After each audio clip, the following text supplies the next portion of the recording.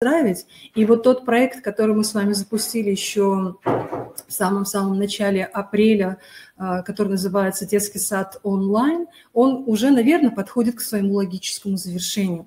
И вы знаете, вот когда мы готовились к этой третьей встрече этого проекта, и вместе с нашими площадками, и я лично понимала, что, скорее всего, этот проект, он вот сейчас как раз получает свое такое цикличное завершение. И это очень хорошо. Как он будет дальше развиваться, это покажет время. То есть нужны ли будут детские сады онлайн нашим семьям, это пока мы не можем никак с вами сказать, но в любом случае мы должны быть очень благодарными за то время, которое мы с вами прожили, начиная с конца марта и вот практически до 15 мая, потому что это было время колоссально интересные решения были, находки, идеи воплощенные.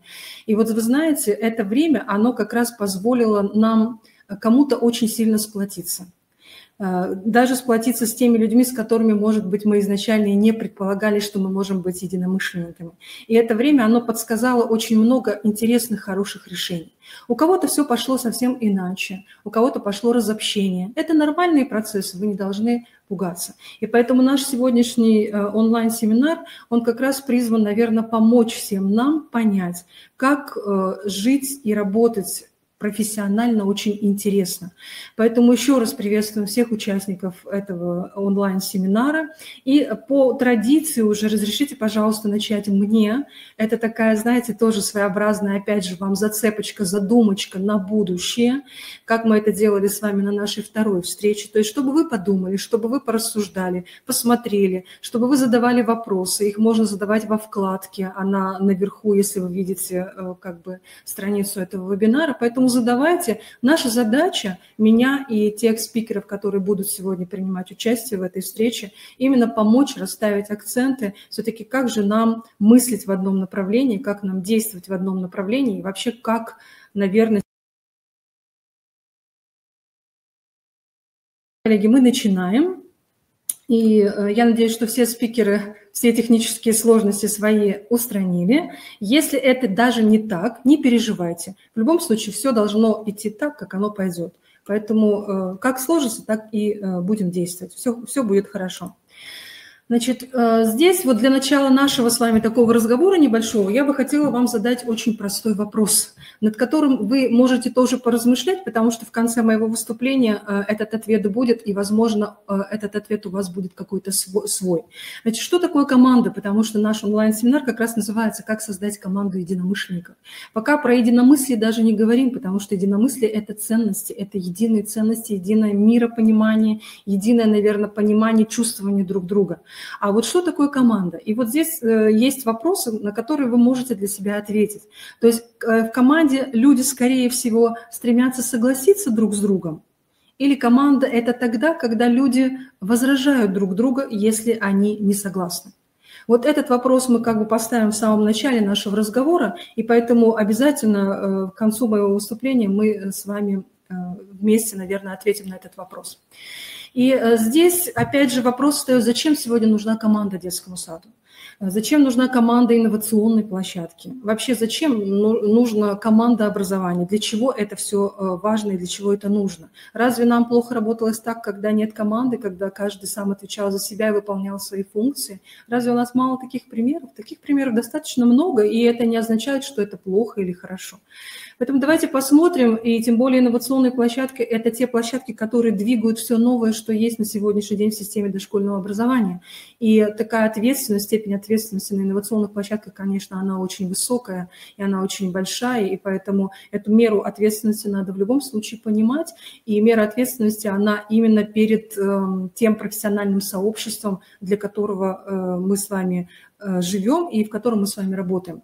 Поэтому вот все те новации, все те нововведения, которые есть сегодня в дошкольном образовании, они, в принципе, направлены у нас на развитие. Светлана Анатольевна, приветствуем вас. Мы очень рады, что вы включились. Теперь можете работать с нами так, как вам удобно. Можете Спасибо, здравствуйте.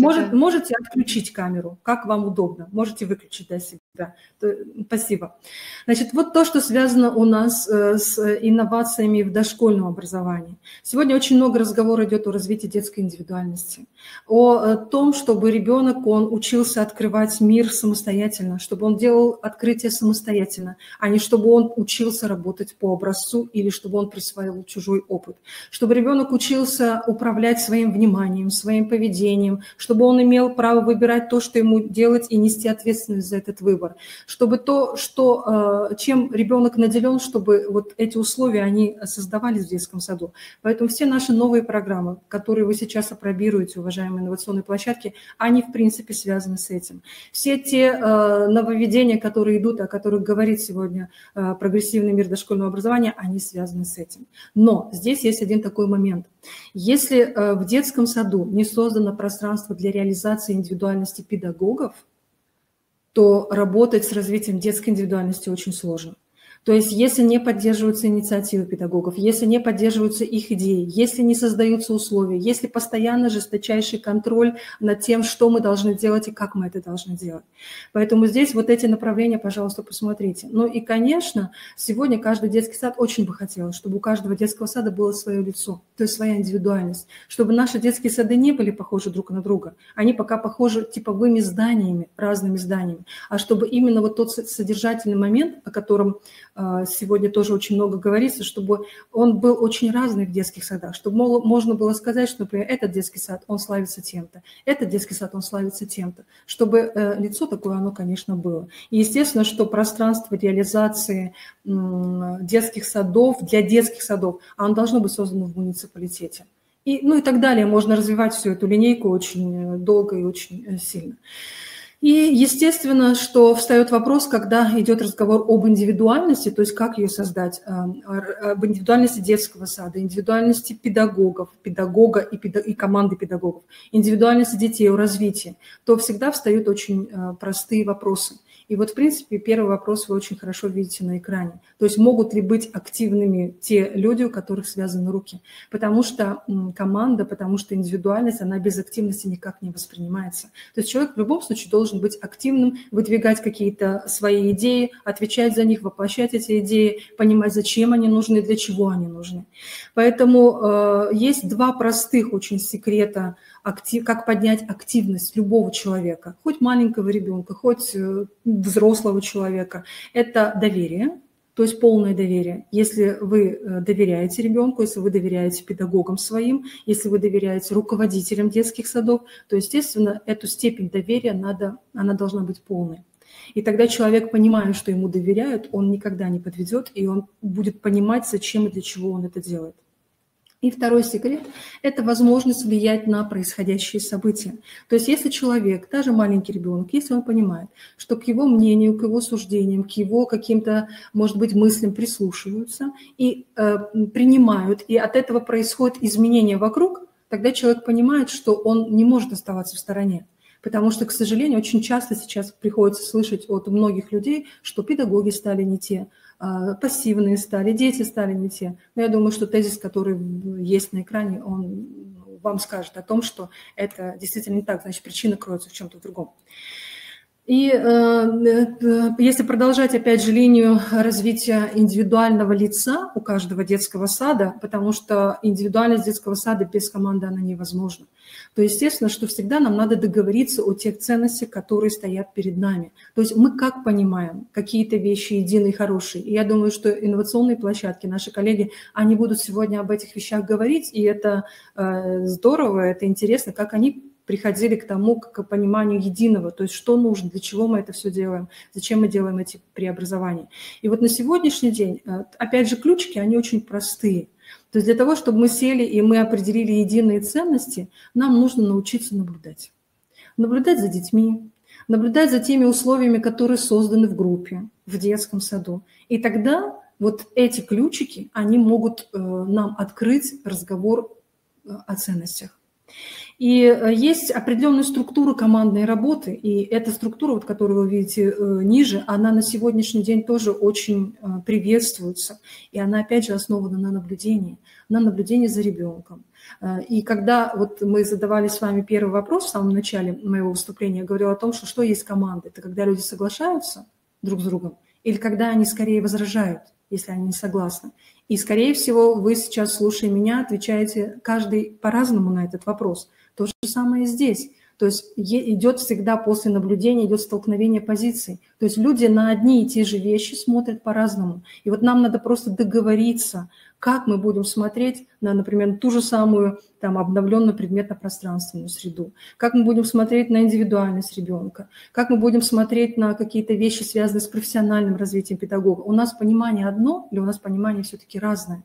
Если мы говорим об апробации инновационных программ, то вот концептуальные подходы в тех новых программах, которые вы сейчас апробируете, вот как понимают педагоги, каждый педагог в вашей команде. Вот это главное. И если, опять же, к структуре возвращаться, то есть и потом идет совместный поиск решений, то есть а как можно сделать иначе? И опять совместное наблюдение. Поэтому этот цикл, он такой, это вам на задумку. Я понимаю, что это не предмет, может быть, нашего онлайн сейчас разговора, потому что это обучающие вещи. Но мне бы очень хотелось, чтобы вы немножко задумались и немножко пошли в том направлении, как бы вот планочку я для вас всегда поднимаю достаточно высокую. И если мы будем учиться такой командной работе на будущее, а это нужно всем сегодня, без этого сейчас невозможно двигаться вперед, я бы так сказала, то можно обозначить такой дефицит, который есть у нас на сегодняшний день, наверное, у всех. Это культура возражения и культура дискуссии в коллективе. То есть именно дискуссии по очень важным вопросам, с аргументами, с отстаиванием своей позиции, не конфликтная, не какие-то там, знаете, обиды и так далее, а именно аргументированные хорошие дискуссии. И поэтому тем, кто будет этим заниматься, если вы в себе чувствуете силы, то вы, возможно, будете агентом этих изменений в своем детском саду. То вот предлагается такая даже новая сегодня функция, которая может быть возложена на человека, лидера команды, я бы так сказала, детского сада. То есть это может быть старший воспитатель, это может быть руководитель, это может быть любой педагог. Наши коллеги сегодня об этом как раз поговорят. То вот здесь новая функция, которая возлагается, это как раз умение примирить разные точки зрения и умение организовать мозговой штурм для того, чтобы выдвинуть новые идеи и потом их воплотить. Поэтому всем нам этому надо еще учиться. Я думаю, что это вот такое наша зона ближайшего развития на сегодняшний день. Ну и отвечая на вопрос, что же такое команда, и вы сейчас даже вот уже прочитав то, что есть на слайде, вы можете ответить для себя очень просто. Если у вас в вашем коллективе, пока назовем это коллектив, не команда, да, если у вас бывают жаркие дискуссии, в хорошем смысле слова, профессиональные дискуссии, не бытовые дискуссии, естественно. И если вы работаете на продуктивный результат – это то, когда видны изменения. То есть когда есть эффекты, когда видно, что детский сад был вот таким, через какое-то время он становится другим. Когда группа, например, дошкольная была такая, через какое-то время она становится другой, она становится лучше для детей, для родителей, для профессионального сообщества. Вот что такое продуктивный результат, когда вы понимаете, зачем вы это делаете, для чего вы это делаете, и вы потихонечку идете к этому. И, соответственно, команда – это если у вас есть время и место для того, чтобы все это обсуждать. Там не может быть так, знаете, когда вот в 13:00 мы начинаем, допустим, да, наши планерки, наши педагогические советы. Ну, наверное, немножко надо где-то отходить от этого, потому что есть проблема, обсуждаем, принимаем решение, двигаемся дальше. Возможно, наши площадки со мной не согласятся, но как бы вот пока видение оно такое. И еще вот мне на чем хотелось бы остановиться сегодня при нашем таком профессиональном разговоре. В любом случае, все инновационные площадки, они прекрасно понимают, что эта деятельность не очень простая. И те, кто уже прошел этот путь, у нас есть площадки, которые начали работать в 2018 году, есть площадки, которые начали работать только осенью 2019 года, есть площадки, которые только-только присоединяются к этому инновационному режиму. Поэтому, чтобы вам было проще, чтобы вам было легче, знаете, вот такая небольшая, как бы, может быть, подсказочка, то есть к чему вы должны быть готовы. И вот здесь буквально немножечко комментариев по тем вызовам, которые могут возникнуть могут быть поставлены перед любой командой детского сада. Во-первых, всегда очень четко надо понимать свои ориентиры. Ориентиры, то есть вы чего хотите? Вот вы стали вводить новизну, стали заниматься инновационной деятельностью. Что изменится, что вы хотите?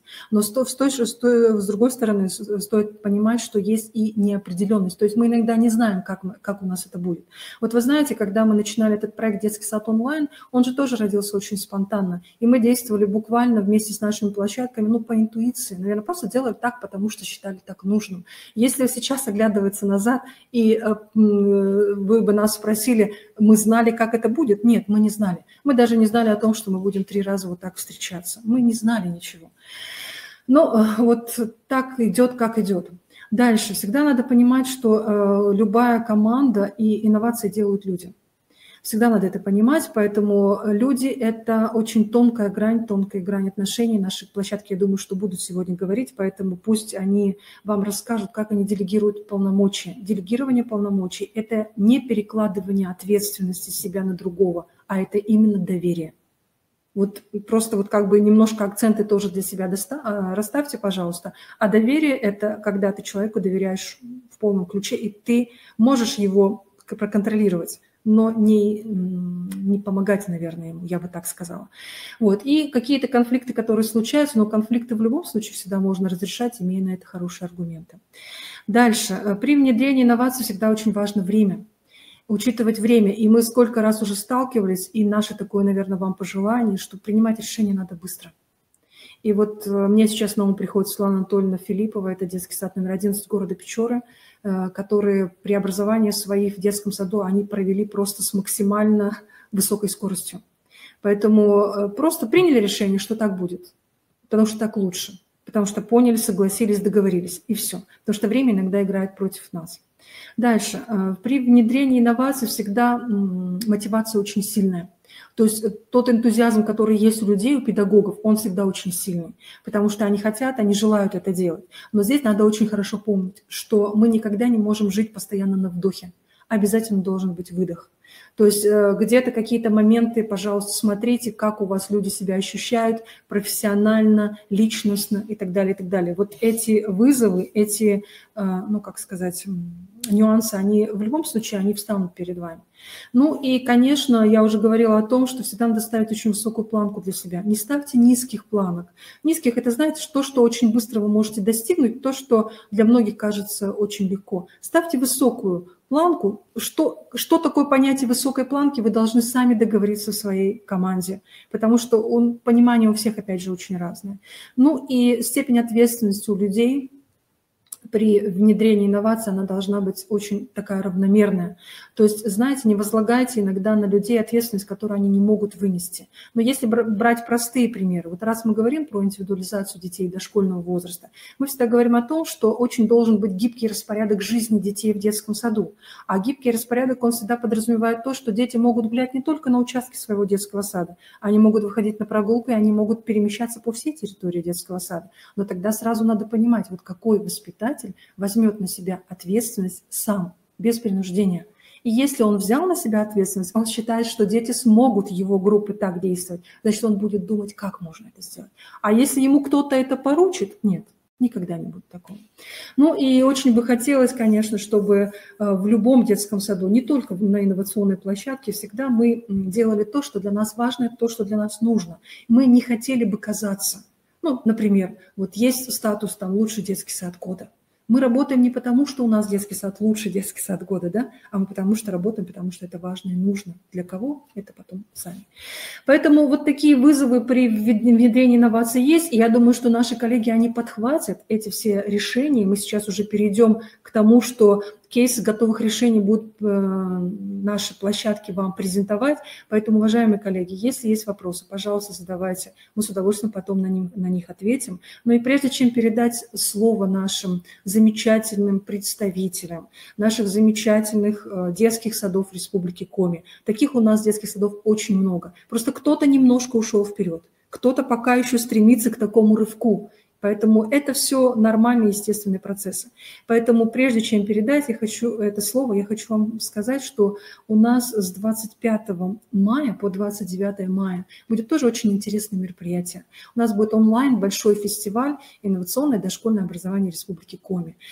Программу мы уже практически сделали, и мне очень приятно, что многие из ваших детских садов, вот даже не дожидаясь каких-то там наставлений или еще чего-то, они сами предлагали те идеи, которыми они могут поделиться в рамках этого фестиваля. Поэтому просто следите за информацией, мы всех приглашаем, мы всех будем рады. Формат проведения аналогичный, просто будут тематически интересные дни, в рамках которых, наши инновационные площадки, наши педагоги-лидеры дошкольного образования будут презентовать свой опыт работы. Ну и в завершении, наверное, своего выступления, вот еще хочется вам одну из фотографий. В прошлый раз, когда мы с вами встречались, там тоже была фотография. Это были наши педагоги, наши дети детского сада номер 20 города Усинска. Они благодарили друг друга за то, что они есть.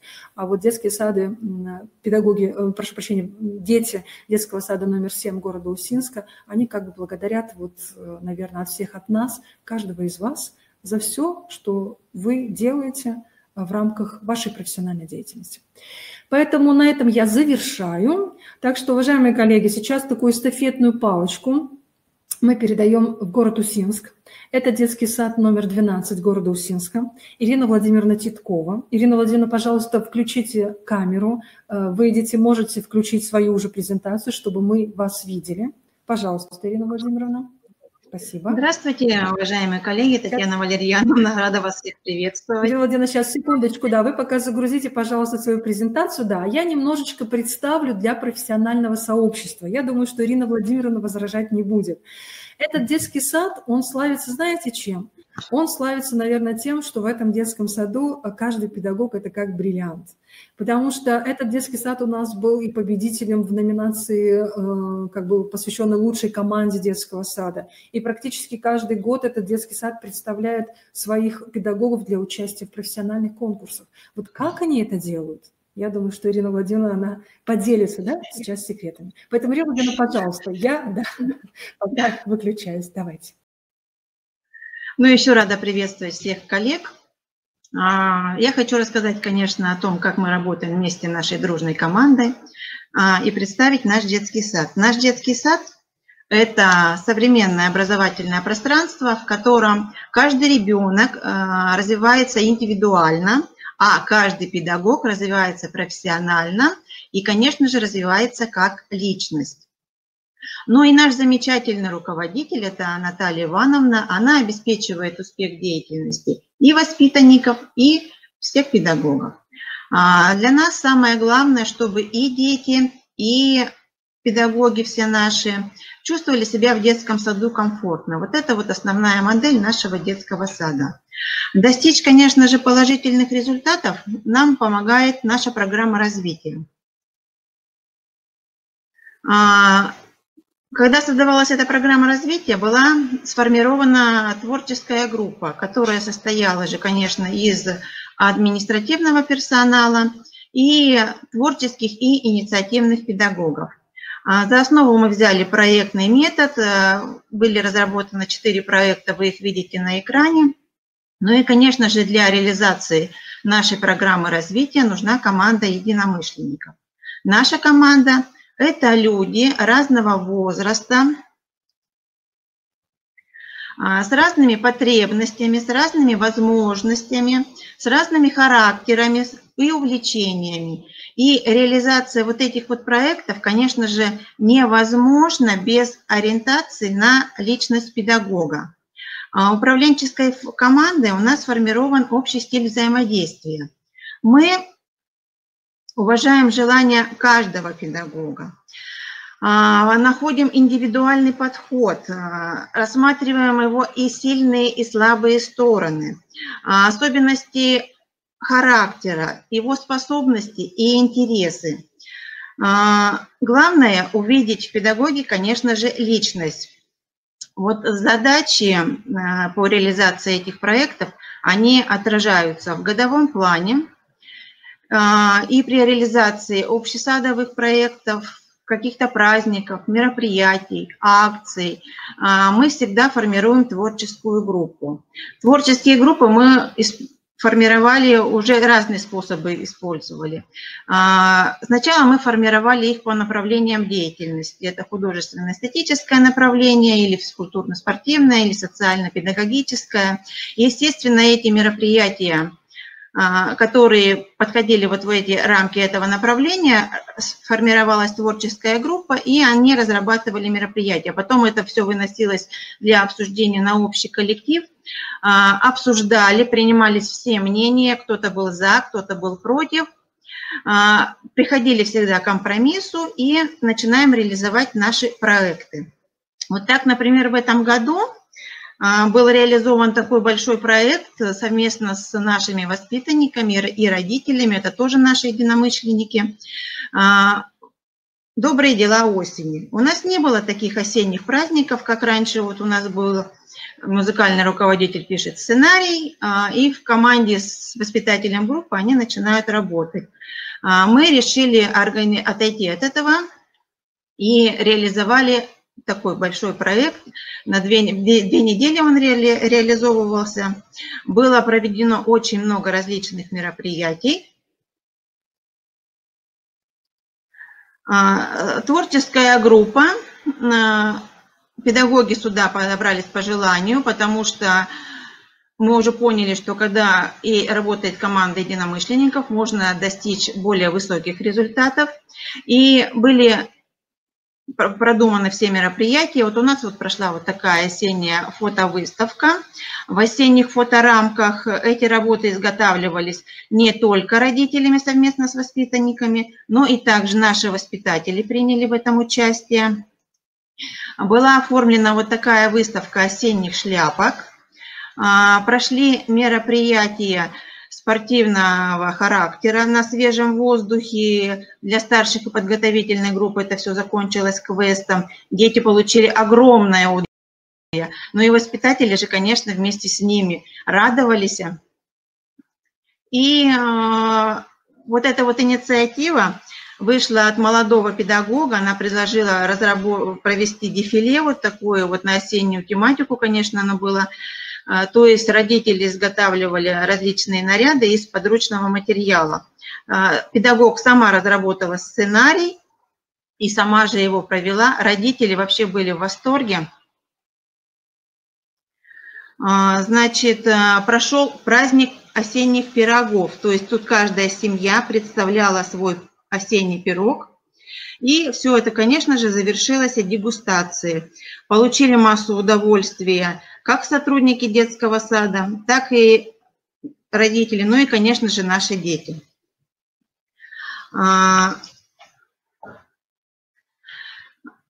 Наши молодые творческие педагоги совместно с нашим музыкальным руководителем подготовили и воспитанниками подготовили мюзикл «Мешок яблок». Был представлен для всего детского сада.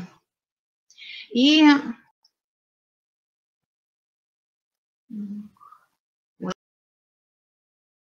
вот это вот, так сказать, мероприятие, оно сначала, когда проект разрабатывался, вообще не входило в наш проект. Но тут Елена Сергеевна, наш психолог, она обратилась с просьбой, в первую очередь, конечно, к детям подготовительной группы, но педагоги это все подхватили, они подготовили театрализованную постановку по знакомой всем сказке «Репка». И для малышей показали эту сказку, а затем детям было предложено продегустировать кашу из этой же репки. Эмоций было вообще море. Малыши были так удивлены. На друг друга смотрели такими удивленными глазами, что, оказывается, еще из репы они сейчас могут попробовать эту кашу. Но вот поскольку мы сейчас живем в такое непростое время, мы продолжаем также нашими творческими педагогами реализовывать все проекты. И вот у нас был реализован такой проект, который посвящен нашему был замечательному празднику 70-летию Победы. Значит, конечно же, сначала первоначально этот проект разрабатывался тоже творческой группой. но в обычном режиме, когда мы работали. Когда мы перешли в режим самоизоляции, нам пришлось уже этот проект видоизменять. И тут уже творческая группа не собиралась, а у нас поддерживалась инициатива каждого педагога. То есть педагоги предлагали, вот было предложено провести акцию «Сирень Победы». Также был подготовлен, подхвачен и проведен флешмоб к 9 мая. При этом и педагоги сами проявили инициативу, они зачитывали стихи, рассказы на военную тематику.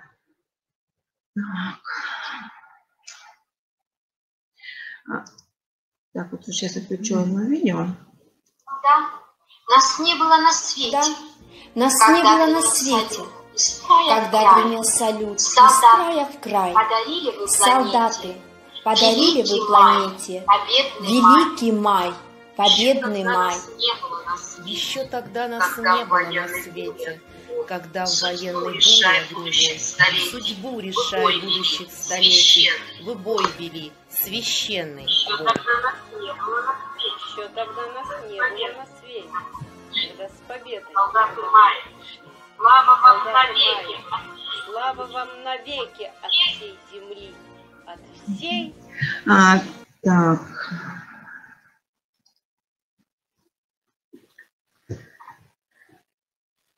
Какие же изменения были введены в этот проект? Когда он разрабатывался, у нас был определенный результат. И мы пытались ориентироваться на этот результат. Каждый предлагал педагогу вот такие вот мероприятия, и мы реализовали тоже этот проект. Если отвечать на такой вопрос индивидуальное лицо, то мы с уверенностью все можем сказать, а вот еще окна Победы были тоже реализованы в рамках этого проекта, причем это предложение от девочек поступило еще задолго, как вышла вот эта вот всероссийская акция. То есть наши окна Победы были самыми первыми. Если говорить о нашем индивидуальном лице, то мы можем сказать, что, конечно же, оно у нас существует. И в первую очередь это наша территория, которая рождалась тоже в реализации наших проектов. Вот так вот в этом году у нас появилась вот такая музыкальная площадка на нашей территории. Первоначально это предложение поступило от нашего руководителя, но потому что в интернете очень много вот таких вот рекламок, мы увидели, заинтересовались, да, нам стало интересно, мы захотели же такую музыкальную площадку и иметь и у нас. Но когда стали делать финансовую раскладку, то, естественно, получается, что это стоит больших финансовых затрат. Поэтому была создана тоже творческая группа. Так, мы тут использовали метод, так сказать, мозгового штурма. Наши педагоги принимали в нем участие все без исключения. Они совершенно свободно могли предполагать все самое неожиданное. Все идеи фиксировались, рассматривались, решали, совещались мы, дискутировали, вырабатывали общее решение. То есть жить эта идея или не жить. Кто-то увидел вот в парке пианино, которое стояло свободно на свежем воздухе.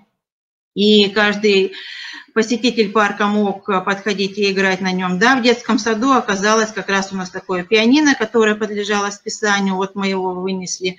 Также решали такие вот, из чего можно сделать ксилофоны, то есть мы тут использовали и дерево, в ход пошли и трубы, и пластиковые, и металлические, а также посуда. Как решали вопрос сделать барабанную установку, из чего?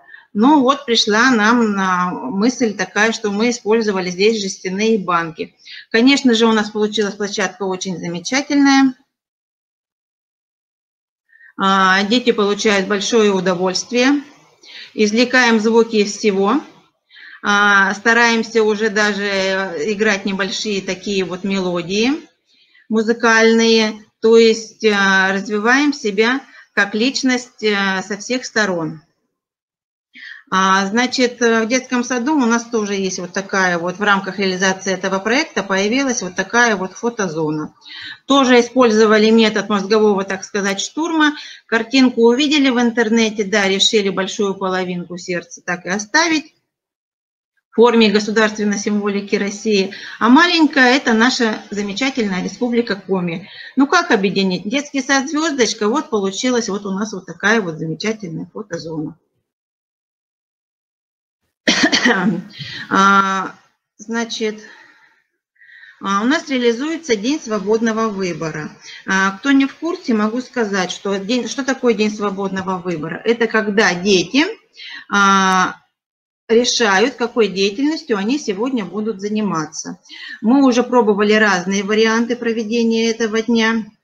Мы проводили его и раз в месяц, но вот в этом году мы решили, что у нас будет это каждую пятницу, поэтому каждую пятницу в 10 часов дети расходятся по центрам, которые они сегодня выбрали для своего занятия.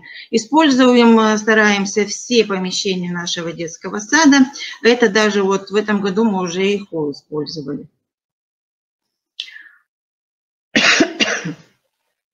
Но чтобы провести день свободного выбора, просто так ведь его не проведешь, поэтому мы тоже собираемся тут с педагогами, обговариваем, обсуждаем. При этом воспитатели уже приходят с идеями, которые они черпают от детей, потому что после посещения вот этих всех центров они в группе обсуждают, где они были, что им понравилось и что они хотят нового узнать. Вот так вот у нас родились в этом году экскурсии, потому что Никита очень хотел узнать, что же у нас находится за такой таинственной дверью, которая находится возле музыкального зала. Естественно, после проведения вот такого вот дня, то есть в пятницу, мы все вместе, кто в этом участвовал, собираемся, обсуждаем, приходим к определенным выводам, что нам поменять, что нам нужно еще, как это можем мы еще реализовать. При этом вот эти вот, так сказать, сборы, обсуждения, они могут носить и неформальный характер. Это не надо приходить в специальный методический кабинет и садиться за стол и все вместе высказывать свое мнение. Мы просто можем собраться в такой дружеской обстановке и вместе с педагогами в группе это все обсудить. Конечно же, мы пришли к выводу о том, что первоначально у нас всегда преобладал это спортивный зал. То есть там был всегда ажиотаж. Мы, конечно, не ограничивали детей в выборе. Если туда идут 20 человек, то значит 20 человек. Стали думать, как же мы можем использовать еще и этот спортивный зал.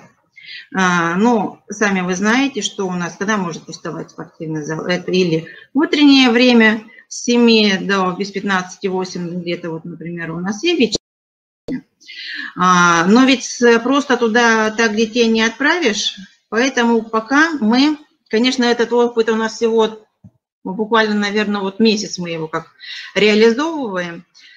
Ну вот мы решили пока административным таким составом дежурить, и кто-то приходит к 7 утра в спортивном зале, кто-то, наоборот, дежурит до 7 вечера. И с детьми в спортивном такие небольшие наметки, как же нам пока не скажем.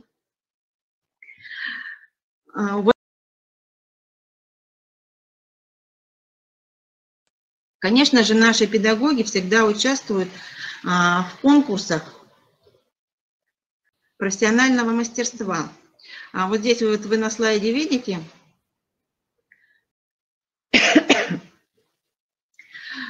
достигаем, конечно, мы высоких, неплохих результатов, но как убедить человека и поверить в свои силы, чтобы он участвовал в конкурсе? Но первоначально, конечно же, это все начинается с индивидуальной беседы, с убеждения о том, что человек уже вырос, может поверить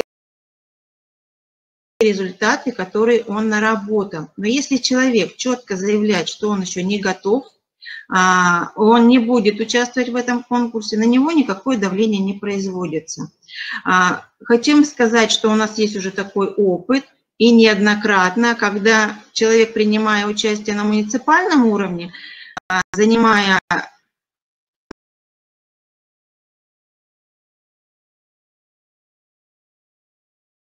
поехать на республиканский конкурс и поверить в свои силы и возможности на коллеги, да, тут со связью, уровне. видимо, какие-то неполадочки у нас идут пока со связью от Ирины Владимировны, от детского сада номер 12 города Усинска. Вот, поэтому если сейчас связь восстановится, значит, Ирина Владимировна, она продолжит свое выступление. Да, Ирина Владимировна, как? Да. Да.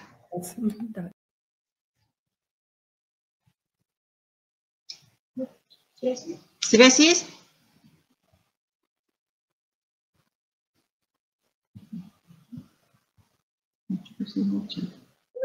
Слышно, говорите. Татьяна Валерьевна, связь есть? Да, есть. Пожалуйста, говорите. Я могу говорить дальше, да? Также в детском саду реализуются у нас платные услуги. Ну, как найти такого вот руководителя кружка, который бы своей искренностью, своим энтузиазмом мог зажечь детей? Конечно же, мы тут тоже учитываем желание педагога в первую очередь. Да, можно найти хорошего исполнителя и заставить его реализовывать, но если у педагога глаза не горят, то, естественно, он не сможет зажечь звездочки и у своих воспитанников. Мы тут еще смотрим на интересы и увлечения педагога. Вот педагогу интересно, он умеет рисовать, значит, прекрасный будет руководитель кружка по изо-студии. Если у педагога есть такой талант, и он хочет научить, чтобы дети читали, вот Галина Александровна Бачкун, то у нее дети буквально в течение месяца уже начинают делать слияние звуков. Работая сейчас в этом направлении, не в этом направлении, а в наших, вот в этих вот условиях, которые нас, так сказать, поставила жизнь, мы тоже стараемся поддерживать инициативу каждого педагога. Вот, например, совершенно недавно Екатерина Викторовна предложила всем поделиться солнечным настроением и запустить вот такой солнечный марафон. Солнышко, свое настроение можно было выразить в виде солнышка, изобразив его разными техниками. И в этом участии, в этом флешмобе приняли участие не только наши воспитанники, даже сами педагоги приветствовали друг друга вот такими вот солнышками. Вот в это вот непростое время очень много инициативы исходило от педагогов, и вся инициатива была поддержана. У нас были, уже ранее Елена Сергеевна это рассказывала, такие флешмобы, как «Повторить танец», «А из нашего окна» или выставка портретов в оригинальном стиле. Хочется сказать, что при коллективной работе можно разработать всегда свежие идеи и прийти к новым решениям. Конечно же, главное условие – это наличие дружеской атмосферы и умение увидеть в каждом педагоге личность. Ну вот, так вот мы вот вместе все и работаем. Владимировна, спасибо вам большое за то, что вы нам показали прекрасные воплощенные еще новые идеи, да, которые у вас были реализованы за первую половину мая, и «Окна Победы», и «Сирень Победы», и «Подари солнышко». Это все то новое, что было наработано у вас за половину мая, вот с тех пор, пока мы с вами не виделись. Ирина Владимировна, у меня пока вот вопросов как бы не поступает, но у меня, если коллеги будут вопросы, пожалуйста, задавайте. У меня такой к вам вопрос. Значит, смотрите, детский сад работает в статусе федеральной инновационной площадки по апробации программы вдохновения, да? Yeah. И поэтому, вот скажите, пожалуйста, у вас команда единомышленников, она была сформирована до того, как вы приняли решение, что вы будете апробировать эту программу, либо она, вот команда единомышленников, она формировалась в процессе деятельности, в процессе апробации? Вот как это? Ну, скорее всего, она была создана заранее, до решения нашего, что мы будем апробировать программу вдохновения. Единственное, что кто-то воспринимает это, кто-то это вот отрицает. Но я говорю все, что вот самое главное – это желание. Если у человека есть желание, это им принимается, да, он в этой команде. Если на данный момент он сейчас не хочет, он может пока выйти и понаблюдать со стороны. Хорошо. Скажите еще, пожалуйста, на уточнение, правильно ли я понимаю, что вот вы рассказывали о разных проектах, допустим, проект по преобразованию территории детского сада, да? И у вас, получается, такие маленькие проектные группы формируются, ну, из педагогов, да? Да. И получается, что как-то есть те, кто руководит этой проектной группой, и это одни и те же люди, или вот какой-то сменный состав все-таки есть? И групп? Есть сменный состав, обязательно есть сменный состав. Конечно же, когда формируется творческая группа, они там выбирают как лидера себе, вот такого руководителя этого проекта. При этом они сами делают выбор, кто будет руководителем. Он не назначается администрацией. Хорошо. То есть вы как бы идете так своим коллективом, получается, от проекта к проекту. Да. И еще у меня такое, кто вас вдохновляет? Вот кто весь коллектив вдохновляет, поддерживает? Ведь иногда бывают удачи, неудачи, настроение, без настроения. Вот кто это? Это вы? На кого вот эта миссия может быть возложена в детском саду? Как это у вас происходит? Кто вдохновитель-то главный у вас в садике? Я уже говорю, что мы рассматриваем, принимаем все идеи. Ну, поэтому, может быть, Наталья Ивановна как-то как руководитель оказывает мощную поддержку. Естественно, большой плюс, да? Что у нас есть такой замечательный руководитель, который нас всегда поддерживает и вдохновляет, а также наш психолог Елена Сергеевна. Когда отпускаются руки, не хочется ничего делать, можно просто зайти к ней в кабинет и побеседовать. То есть, получается, такое пространство реализации для вас создает Наталья Ивановна, как руководитель, чтобы вы могли все это воплощать. И человек, который подпитывает вас всех, это педагог-психолог, да, Елена Сергеевна? Да. Или вы все-таки друг от друга как-то? Мы друг от друга Хорошо, заряжаем. Спасибо, Елена Владимировна.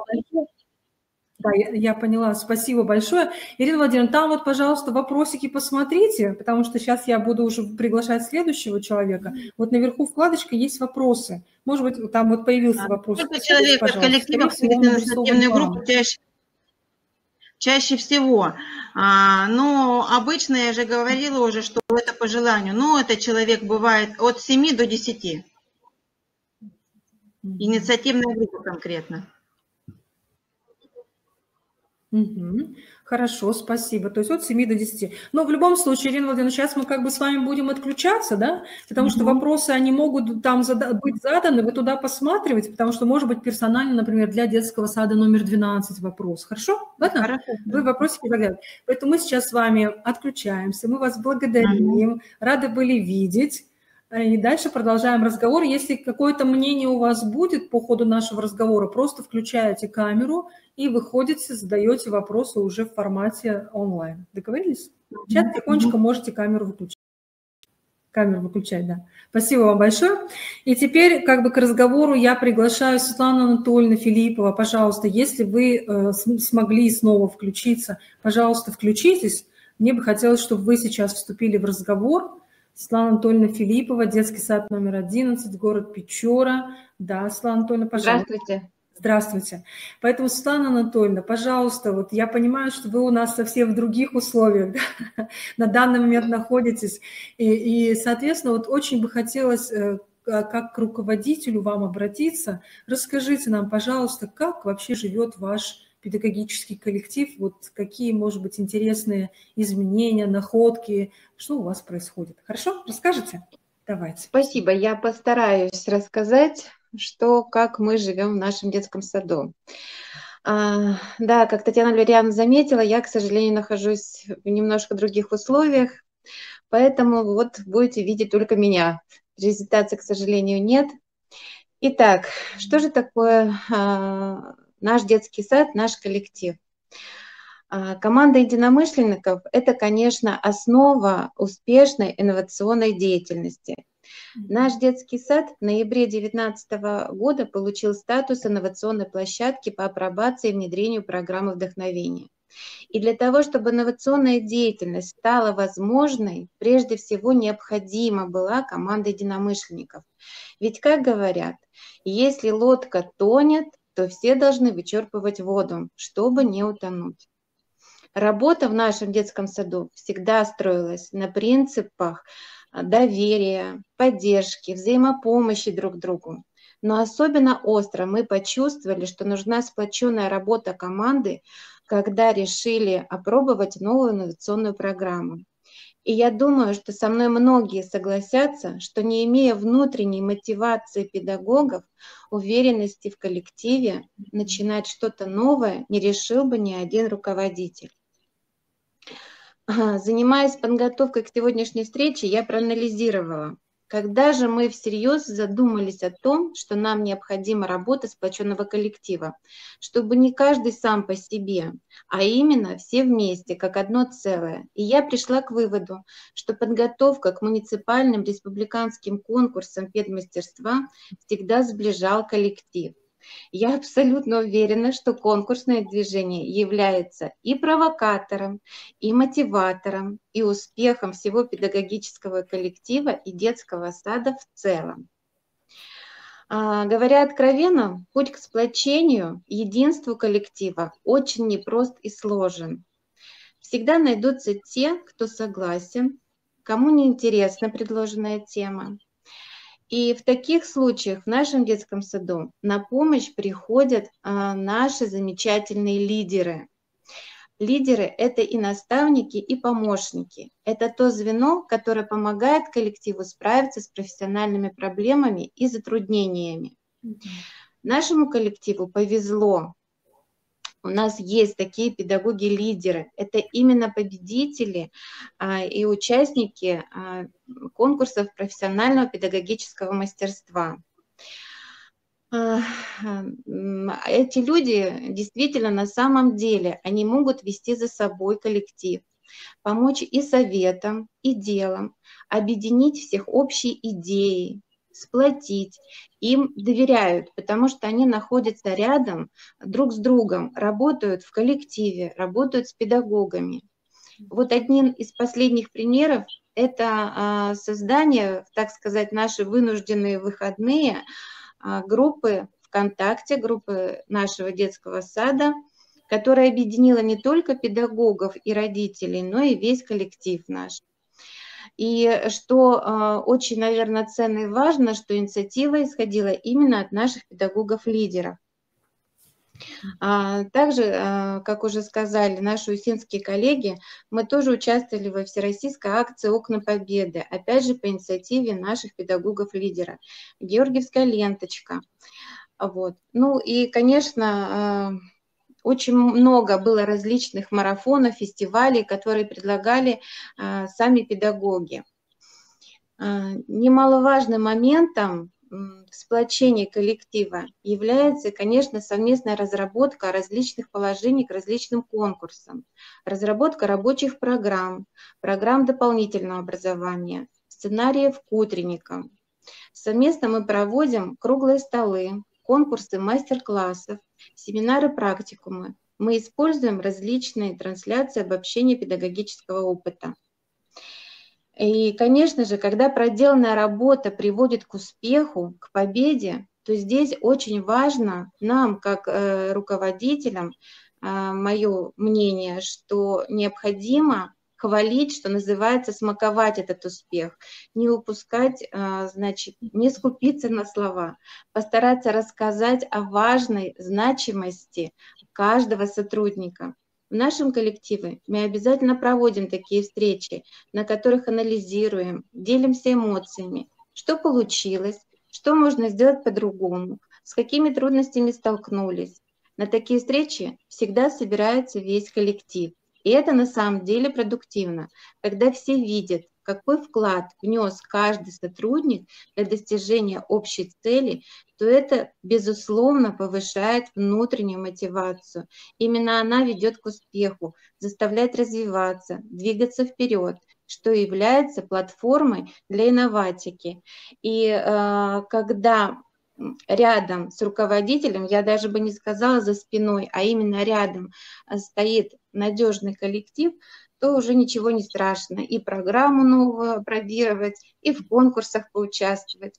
А у нас коллектив действительно сплоченный, дружный, И я думаю, девочки, коллеги усинские, привет вам большой, видели, когда мы приезжали своей большой командой к ним набраться опыта, поучиться.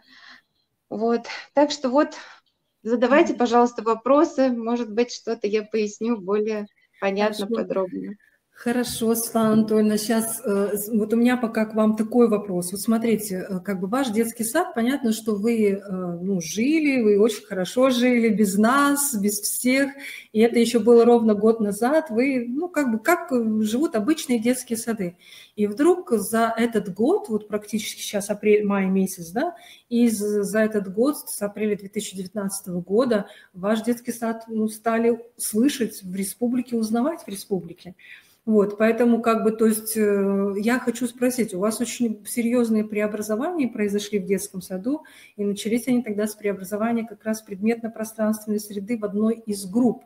Вы выступали у нас с этим материалом на фестивале, да, у вас был материал там на конкурсе республиканском, и, конечно, этот материал помнят многие на сегодняшний день, и я думаю, что Мария Степановна, которая у нас представляла этот воплощенный проект на конкурсе «Воспитатель года 2019», она обязательно поделится, как через год живет эта группа на фестивале нашем «Инновационное дошкольное образование». Но я просто хочу спросить, вот за этот год что изменилось? Вот вроде все то, о чем вы говорили, это, наверное, было так у вас всегда. Или это как раз случилось вот за последний год? Что послужило таким мощным толчком вот к тому, что сейчас у вас, потому что, наблюдая за деятельностью ваших коллег, я не могу сказать, что там кто-то один. Это, вы знаете, как действительно очень такая сплоченная, хорошая, дружная компания. Вот как это у вас так получилось? Что вы сделали для этого как руководитель? Да вы знаете, это, наверное, просто у нас такие люди в детском саду, подобрались такие специалисты. Ну и, конечно, пришло понимание того, что жить по-старому просто невозможно, что надо что-то менять и делать это с оглядкой, конечно, на детей, на то, что нужно для детей. Нам это самим стало интересно, нас это захватило, и вот эти все изменения, которые происходили, стоило только где-то что-то подсказать, где-то что-то направить, и уже подхватывал весь коллектив, и потом даже уже с их стороны шло гораздо больше каких-то предложений, каких-то инициатив, нежели там, допустим, с нашей стороны. Вот. Потому что, видимо, невозможно уже было жить по-старому, так сказать. Хотелось каких-то перемен. И когда они влились в нашу жизнь, тут уже нас не остановить было. То есть мы искали, мы самообразованием занимались, мы смотрели, слушали какие-то вебинары, семинары, мы потом вместе собирались, их обсуждали, каждый высказывал свое мнение по этому поводу. Конечно, я не скажу, что, вы знаете, так вот легко все сразу, и все сразу подключились, и всем все понравилось.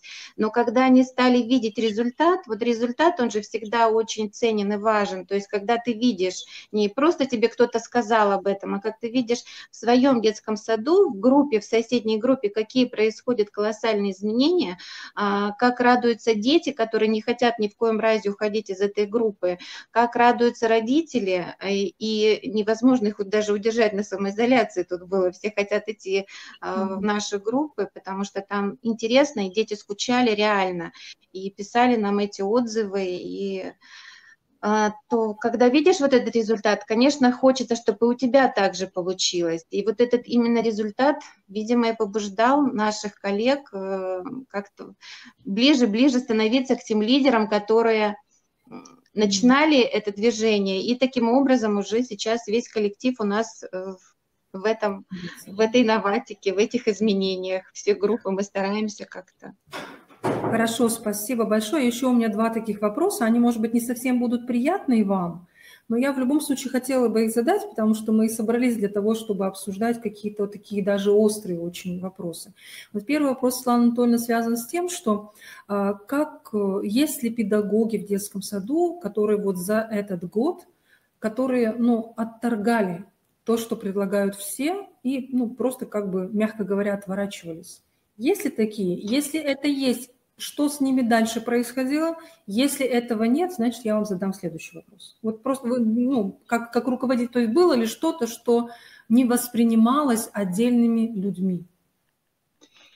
Нет, я же сказала, что, конечно, не все было просто. У нас были такие педагоги, которые, к сожалению, ну, такой педагог один, который ушел. То есть вот он не принял эту, как бы, эти изменения, для него это было сложно, непонятно, и, ну, это его право, он вот как бы его, хотя и в нашем саду, если бы он решил не заниматься, его бы никто не заставил, конечно.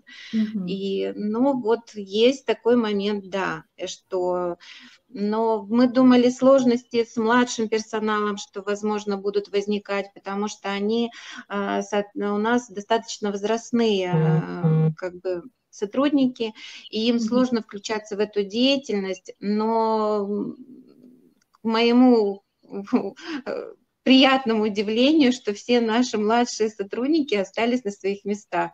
Конечно, если говорить честно, то им требуется бы хорошая такая подготовка для младшего персонала. Но поскольку там достаточно много таких вот возрастных, и выезжать куда-то на какие-то курсы, конечно, очень проблематично. Что делать с этим, я пока, ну вот у меня нет готового решения. Мы стараемся как можем с ними работать, проводим с ними тоже какие-то консультации, вот. Но сейчас хотя бы нет, знаете, того, что ребенок играет, младший воспитатель пришел, все убрал. Главное была чистота у нас. Ну, это, наверное, у всех такое было. Да, и сейчас хотя бы мы от этого ушли. То есть, если мы развернули деятельность, то никто ее не свернет и не начнет там мыть, убирать и так далее. Вот. Ну, будем как-то... Хорошо. И второй вопрос, да? Но поскольку в городе Печора, вот я задам его так, наверное, сформулирую, сложно ли быть лидером среди профессионального сообщества?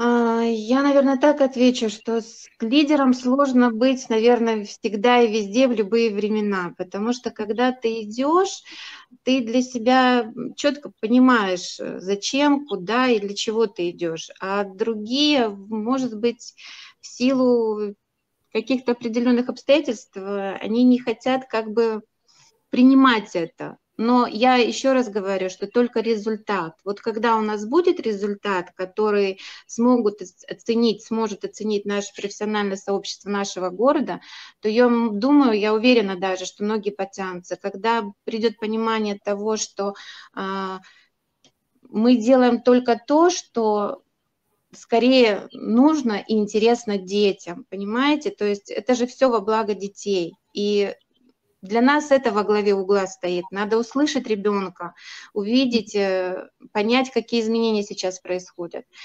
Вот. Но, конечно, сложности есть. Но у нас есть еще один детский сад, который очень так нас поддерживает. И тоже они приезжали в Усинск и работают тоже в этом направлении. Ну вот мы пока вот вдвоем держимся. Хорошо, спасибо. И как бы завершение такого нашего с вами разговора, потому что дальше следующий спикер Светлана Анатольевна, как бы кратко так, вот как руководитель, скажите, пожалуйста, ну вот, наверное, пожелайте, вот что самое главное для того, чтобы детский сад был лидером, ну я бы так сказала, что самое главное должно быть, кроме того, о чем вы говорили еще, что что главное должно быть? Но самое главное, наверное, тоже надо слышать педагогов и тоже давать им возможность проявлять свою инициативу. И нужно давать им возможность быть успешными, надо давать возможность им побеждать. Наверное, вот когда вот так будет строиться работа, когда будет какая-то определенная свобода у педагога, когда будет возможность участвовать, побеждать, видеть свою значимость, то, может быть, да, тогда и детский сад, когда все делают одно дело, все как бы создают определенный имидж учреждения детского сада, то тогда, наверное, и будет успех. Хорошо. И еще скажите, пожалуйста, вот если, например, оценивать доверие в 100%, вот, ну, как бы на сколько процентов вы доверяете своему коллективу как руководитель? Мне бы, конечно, хотелось сейчас сказать 100%. Конечно, это хотелось бы сказать, но я понимаю, что, конечно, все равно каждый руководитель, наверное, мы еще тоже, нам тоже надо ломать свои головы и тоже стараться отпускать так же, как мы сейчас стараемся отпускать своих детей. Но я думаю, что мы приближаемся к процентам, наверное, 80, где-то так. Хорошо, Светлана Анатольевна, очень приятно, правда, было общаться с вами, потому что, правда, может быть, коллеги, для всех, кто не знает, и я думаю, что вы обязательно должны посмотреть, какие преобразования происходят в этом детском саду в 11-м городе Печоры, потому что там действительно шикарные вещи происходят. Кто знает, тот знает, кто не был, тот узнает. И поэтому, Светлана Анатольевна, как бы вам спасибо. Мы всех приглашаем к нам в гости. Обязательно, да, потому что стажировка, я думаю, что она будет продолжаться в очном формате. И, Светлана Анатольевна, пока вот я вижу, что вопросы какие-то поступают, комментарии поступают, вы, пожалуйста, их посмотрите, почитайте, чтобы не потерять ни один вопрос, ни один комментарий. К сожалению, с телефона мне это очень трудно сделать, тут совсем все как-то по-другому. Но я посмотрю.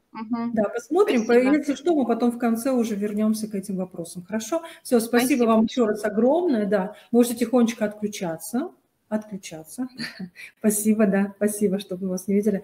Поэтому, коллеги, да, разговор он такой, правда, когда собираются единомышленники, вот иногда эти ощущения прям буквально с полуслова ты понимаешь человека. Конечно, хотелось, чтобы было так у нас с вами со всеми внутри детских садов, между детскими садами, потому что, наверное, чтобы мы говорили с вами на одном языке.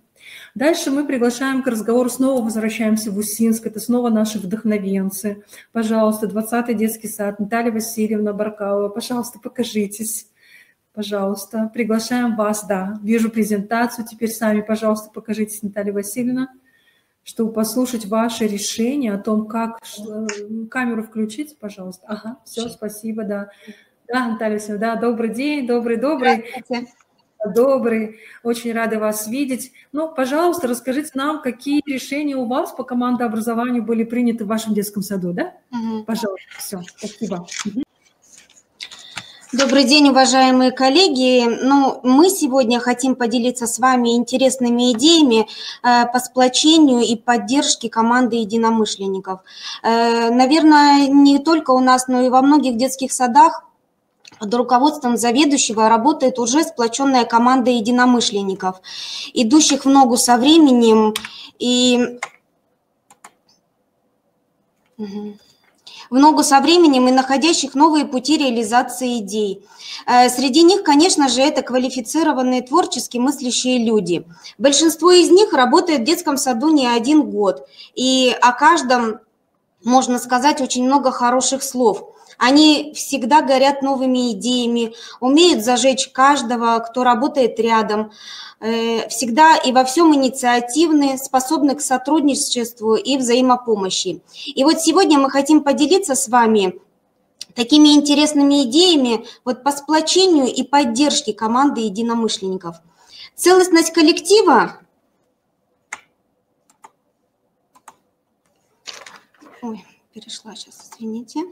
Целостность коллектива всегда можно проверить, попав в экстремальные практические условия, что сейчас и произошло. Глядя на наш коллектив, мы понимаем, что это единый организм, работающий слаженно, четко и творчески. И в условиях самоизоляции перед нами стала задача не потерять этот огонек и задор наших педагогов и всячески их поддерживать. Поэтому мы активно включились в работу, и в онлайн и офлайн режиме у нас родились совместные идеи, или, скажем так, лайфхаки по поддержке эмоционального именно настроя в режиме самоизоляции. Ведь, наверное, от того, какое настроение у тебя, и зависит качество реализуемых задуманных дел и мероприятий. Кто-то перелистывает. Итак, значит, мы собрались, и у нас родились такие, назовем их лайфхаки. Но в первую очередь мы решили, что в наших мессенджерах, согласно контент-плану будут размещаться такие видеоматериалы по отдельной конкретной теме. Например, в понедельник в 15:00 мы выкладываем видео или выходим в онлайн-общение с нашим педагогом-психологом. Во вторник в определенное время в 16:00, в 15:00 это все обсуждается индивидуально, и от запросов самих педагогов, от наших общений у нас проходит йога от инструктора по физической культуре.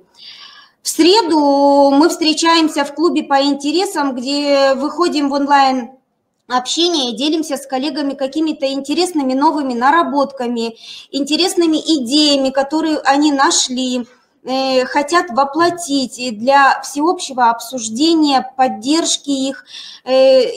Происходит у нас это дискуссии, споры, то есть мы приходим к единому решению, а надо это или не надо, а стоит это или нет. То есть каждый делится своими какими-то интересными идеями. Также для того, чтобы воодушевить наших педагогов, поддержать их интерес на воплощение творческих дел, раскрыть их потенциал, наш замечательный педагог-психолог Мария Александровна в онлайн-режиме проводит с нами консультирование. Тренинговые занятия, такие, например, как у нас прошло, что мы не боимся перемен, также мастерские благополучия и просто часы общения с психологом наедине со всеми. Такое взаимодействие помогает педагогам почувствовать, что они не одни, ощутить свою значимость, опереться на плечо соратника, найти пути для реализации творческих идей. Ну, конечно, за время самоизоляции, вы знаете, мы старались всячески поддерживать наших педагогов, и вот такой вот доброй традицией за это время стала передавать приветы хорошего настроения. То есть мы ходили к нашим коллегам, передавали им букеты, например, из воздушных шаров. Также это были и пироги от клуба любителей вкусной выпечки. Да и просто мы посылали друг другу письма счастья со словами поддержки. А еще, вы знаете, вот в наших группах ВКонтакте, которые созданы, наверное, и у многих детских садов, каждое утро у нас начиналось с замечательных, добрых слов поддержки от нашего руководителя. И день завершался тоже такими же добрыми словами, настроем на новые идеи и на новый день.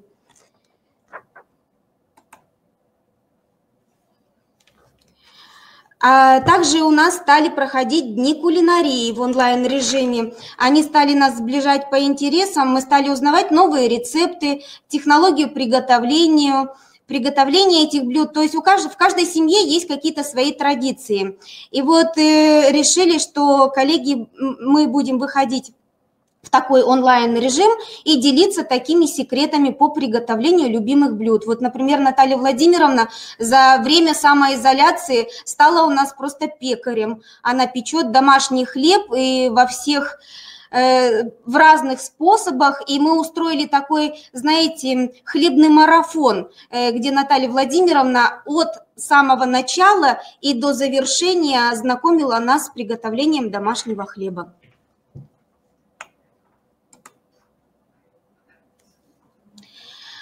Также у нас стали проходить по субботам в домашней теплой обстановке под звуки гитары творческие вечера. Вы знаете, они просто стали незабываемые. Эти вечера, когда мы встречаемся со своими коллегами, поем какие-то душевные песни. Иногда это у нас происходит в виде караоке. Они помогают нам отвлечься от домашней суеты, расслабиться, восстановить свой внутренний баланс.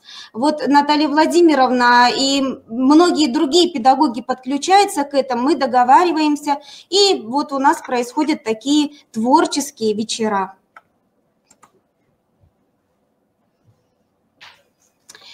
Конечно же, подключился к нам и наш инструктор по физической культуре Диля Хамитовна. Вот энергичная зарядка в утренние часы, которая выставляется в виде видеоролика, либо мы выходим в онлайн-режиме. Конечно же, она пробуждает нас после сна, дарит бодрость и позволяет подготовиться к предстоящей дневной активности. Такие вот занятия служат своеобразным толчком к рабочему режиму, помогают раскрыть свои внутренние резервы нашего организма, дают положительную энергетику на целый день. Мы все с удовольствием выходим утром на связь с Дилей Хамитовной, у нас проходит очень энергично зарядка, иногда это получается йога. То есть накануне, как вначале я говорила, что в мессенджерах, да, мы размещаем вот этот вот афишу, где что будет транслироваться в какой день. И все желающие педагоги к нам подключаются. Вы знаете, хочется сказать о том, что у нас появился киндер-клуб. И он появился не случайно, так как у многих педагогов есть свои дети, есть внуки, которые с ними проживают, и никому не секрет, что они требуют к себе, конечно, особого внимания. А чтобы дать педагогам, вот знаете, какое-то время на поиск интересных идей, подготовиться к мероприятиям или к трансляции задумок каких-то своих интересных, конечно же, им нужно на это время. И вот здесь-то и возник этот киндер-клуб. Он, знаете, помогает завлечь детей, сотрудников, педагогов в то время, пока они самореализовываются. Тоже они здесь, девочки, обсуждают по желанию, по необходимости в своей встречи. То есть те педагоги, у которых есть дети, сегодня договариваются, что в 14:00 они встречаются. Один из педагогов, допустим, Мария Сергеевна говорит, сегодня я с детьми буду лепить из теста, и они все это заранее подготавливают и встречаются. То есть дети в этот момент заняты, а мамочки их свободны.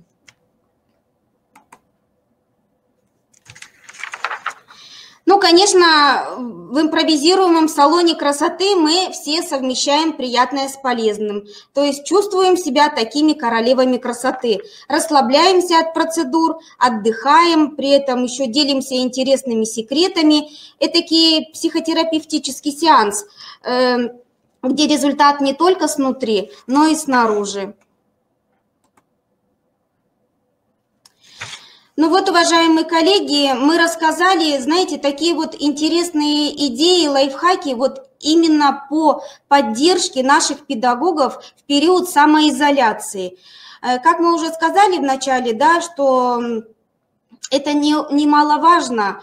И если наши интересные идеи будут вам полезны, и вы будете их применять, мы будем очень рады. Всего доброго, до новых встреч! Дарья Васильевна, пока не отключайтесь. Спасибо вам большое. Очень интересные вещи. Вы знаете, вот мое такое ощущение, пока я слушала Ирину Владимировну, сейчас я слушаю вас, да, как бы, ну, Светлана Анатольевна, она немножко переключилась. Вот мы все еще с вами все там, в детском саду онлайн, с воплощенными интересными идеями, хорошими. Это просто замечательно, изумительно, потому что вот люди благодарят в чате, вы потом посмотрите, коллеги пишут, что спасибо, откуда столько интересных идей, откуда время на воплощение этих идей. Это здорово, это вот тот эмоциональный, как сказать, фон, который вы создаете у себя в детских садах для ваших педагогов. Это, наверное, ну, неоценимо, это дорогого очень стоит. Наталья Васильевна, я хочу для уточнения, потому что все акции, они очень интересные, они очень хорошие. Вот по поводу вашего коллектива, скажите, пожалуйста, вот то, что произошло за последние 1,5 месяца, ну, то есть вот с момента, как мы ушли немножко в другой формат работы, да, когда мы стали реже друг друга видеть очно, и когда мы больше стали ценить друг друга, потому что где-то не имеем возможности общаться очно, да? Вот, скажите, пожалуйста, у вас в коллективе какие-то изменения произошли, ну, в лучшую сторону, или это вот все было и до того, а теперь просто надо было в течение этих 1,5 месяцев поддержать вот этот эмоциональный фон? Как вот у вас это сложилось? Или это, наоборот, сейчас больше проявилось? Именно команда вот такая сейчас сложилась за эти 1,5 месяца? Как? Вы знаете, хочется сказать, Татьяна Валерьяновна, что как-то наши педагоги более активизировались, у них вот стали какие-то появляться такие интересные новые идеи, а еще мы хотим сказать, что в этом году у нас много молодых педагогов, которые к нам пришли, от них эти идеи, вот знаете, вот этот киндер-клуб, какие-то вот салоны, какие-то вот встречи, приветы, открытки с пожеланиями, они вот прям просто... ну, скажем так, прут идеями. Мы не успеваем их обсуждать и воплощать, скажем так. Ну, то есть просто вот, хорошо, я поняла, потому что эта активность, вот мы же в нашей группе социальной на Facebook, социальной группе, прошу прощения, официальной на Фейсбуке, и я вижу, какая это активность и с какими идеями вы лично постоянно делитесь. Вот сейчас у нас так, сейчас так. И это, кстати, делают все наши практически инновационные площадки. И вот поэтому эта активность, она была замечена. И здесь много новых интересных идей. И вы правильно сказали, что вы не успеваете обсуждать, а когда так, как происходит? Вот человек подал идею, вы говорите, да, делай, воплощай, или как вот это у вас происходит? Нет, знаете, Татьяна Валерьяновна, иногда девочки даже сами, не спрашивая, они вот, ну, не то, что они реализуют эти идеи в своих группах, ведь они с родителями, они же, у них возникают эти идеи по параллелям, те девочки, которые общались между собой, и они между собой реализуют эти идеи, даже иногда потом мы узнаем об этом, когда они уже нам присылают какой-то отчетный материал. Но вы знаете, это вообще, если говорить об активности людей, об инициативе людей, это самый высокий уровень инициативы, когда люди говорят, я могу так сделать, и я буду это делать. Это самый высокий уровень, и это здорово, и вам главное потом это все поддержать. Лично мне сейчас очень симпатично было в вашей презентации то, что вы сказали, что Галина Анатольевна как руководитель вот в этот, ну, непростой, так скажем, для всех время, да, то, что она именно утром и вечером, она как бы начинала ваш рабочий день, да? Да. Видимо, как было у вас в коллективе, я не знаю, до того, как мы жили в очном, и она же завершала его. Наверное, вот это очень простой прием, но мне кажется, он очень хороший, и можно взять всем на вооружение руководителям, да? Что именно... Психологически он очень важен. Знаете, когда мы утром открываем группу, и там такие приятные слова, еще с какой-нибудь красивой картинкой или открыткой, естественно, это тебя вдохновляет, как-то воодушевляет, потому что очно, когда мы здесь работали в детском саду, и когда руководитель утром начинал свой рабочий день, обход по группам детского сада, поддерживая, здороваясь, говорить, какая ты самая лучшая, да, что столько у тебя потенциала, да, ты можешь то, ты можешь это, то есть, ну вот сейчас в дистанционном режиме это происходит вот таким образом. Еще скажите, пожалуйста, да, спасибо большое. Светлана Анатольевна до этого говорила, что надо каждого педагога, да, вот когда есть инициатива, есть как бы есть за что похвалить, вот она говорила, что никогда не надо скупиться на добрые, хорошие слова, и надо всегда как бы купать человека в этих добрых, хороших словах. Вот я хотела спросить у вас, если, ну, только максимально честно, без комментариев даже можно, просто да или нет, скажите, пожалуйста, есть ли в вашем коллективе такие педагоги, которые, ну, вот, как вам сказать, которых, наверное, ну, пока мы не можем их искупать в этой вот полной такой благодарности, или все-таки таких педагогов нет? Вы знаете, каждый педагог, здесь, наверное, нельзя так сказать, что каждый педагог, он же индивидуален. Если один педагог, допустим, его поддерживаешь и хвалишь за это, другой в чем-то другом, поэтому нельзя как-то говорить, что есть плохие и хорошие педагоги, то есть каждый раскрывается по-своему, может быть, он долго сидит, но потом, знаете, как выстрелит или как подаст такую идею интересную, что и мы все за нее зацепимся, за эту идею. Поэтому в нашем коллективе вот таких, чтобы нету. Спасибо. А есть какие-то идеи, которые не принимались? То есть, например, человек высказывает, а вы говорите, нет, это не надо, это не есть хорошо. Но споры всегда у нас возникают, как бы, когда возникает какая-то идея, мы, конечно, начинаем долго спорить, а это нужно, думаем, а стоит ли это делать, каждый высказывает свое мнение. Но если мы не приходим к единому знаменателю, мы тогда, знаете, обтекаемо выберем что-то, золотую середину какую-то. Ну, то есть я так понимаю, что вы, наверное, точно будете этим, знаете, фасилитатором, модератором дискуссий, то есть человеком, который может соприкоснуть разные точки зрения, примирить разные точки зрения, да, организовать мозговой штурм, а как это можно сделать иначе, и потом воплотить. То есть вот такие функции, они в любом случае функции старшего воспитателя, наверное, современного старшего воспитателя. И еще один вопрос у меня к вам, милая Наталья Васильевна. Вот что потом? То есть вот закончится все, мы выйдем с этого режима, с режима удаленного доступа. Вот есть какие-то задумки, что потом у вас сейчас? Вот чем будет дальше жить коллектив? Вы знаете, Татьяна Валерьяновна, конечно, сейчас у нас очень много интересных идей, очень много, но вот этот режим самоизоляции не дает нам полностью реализоваться, сделать это вот с детьми, вот именно с родителями, вот в таких тесных отношениях, взаимосвязях. Поэтому я думаю, что мы и дальше будем продолжать, и как только наладится наша жизнь, мы и дальше будем воплощать все наши идеи и делиться советами. Конечно, вы все будете делать, и идей у вас потрясающее количество, это просто что-то парадоксальное, поэтому о воплощенных идеях, я думаю, что мы обязательно с вами снова продолжим разговор на нашем инновационном фестивале, да, который состоится, поэтому, Наталья Васильевна, спасибо вам опять же огромное, и, наверное, действительно, вот как бы посыл от вашего детского сада, что самое главное, это такой благоприятный эмоциональный микроклимат в коллективе должен быть, как основа для хорошей, слаженной именно профессиональной деятельности. И для того, чтобы этот эмоциональный микроклимат поддержать, это ведь не всегда просто. Ну, согласитесь, да? Это очень сложно, да. Можно использовать разные моменты, вот, которые вы и перечислили. Это можно петь всем вместе, петь всем вместе, да, улыбаться, смеяться. Поэтому, ну, здорово. Все-таки мы все люди, все педагоги, и, конечно, вот такое гуманное отношение к нам, как к педагогам, оно, безусловно, передается и дальше. Поэтому спасибо вам огромное. Всей вашей группе поддержки, которая сидит рядом с вами, я слышу эти голоса, тоже спасибо огромное. Вопросики, Наталья Васильевна, тоже, если что, почитайте. Хорошо. И потом в конце будет возможность, то, соответственно, мы снова вернемся. Хорошо? Хорошо. Спасибо большое. Спасибо вам большое. Еще раз огромное спасибо. Отключайтесь тихонечко. Отключайтесь. Теперь, уважаемые коллеги, мы дальше идем на нашем марафоне, потому что идеи интересные, и берите на вооружение, спрашивайте, как-то, я не знаю, обсуждайте, общайтесь потом. Это все между вами, все должно происходить.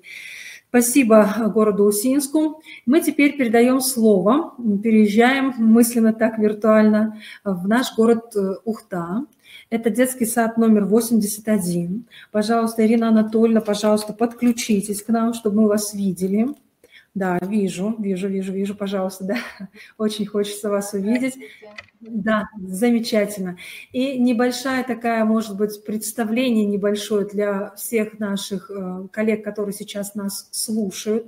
Этот, если 12-й детский сад, 20-й детский сад Усинска, 11-й детский сад Печоры уже с нами были на тех встречах, и вы их знаете, то здесь у нас первый раз со своей собственной инициативой, и это очень здорово, со своим как бы кейсом готовых решений выходит на связь детский сад номер 81 города Ухты, и этот детский сад, ну для меня, вот какое лицо у этого детского сада, что я о нем знаю, никогда в нем не была, и мы пока не очень плотно общаемся с этим детским садом, но я думаю, что все еще впереди.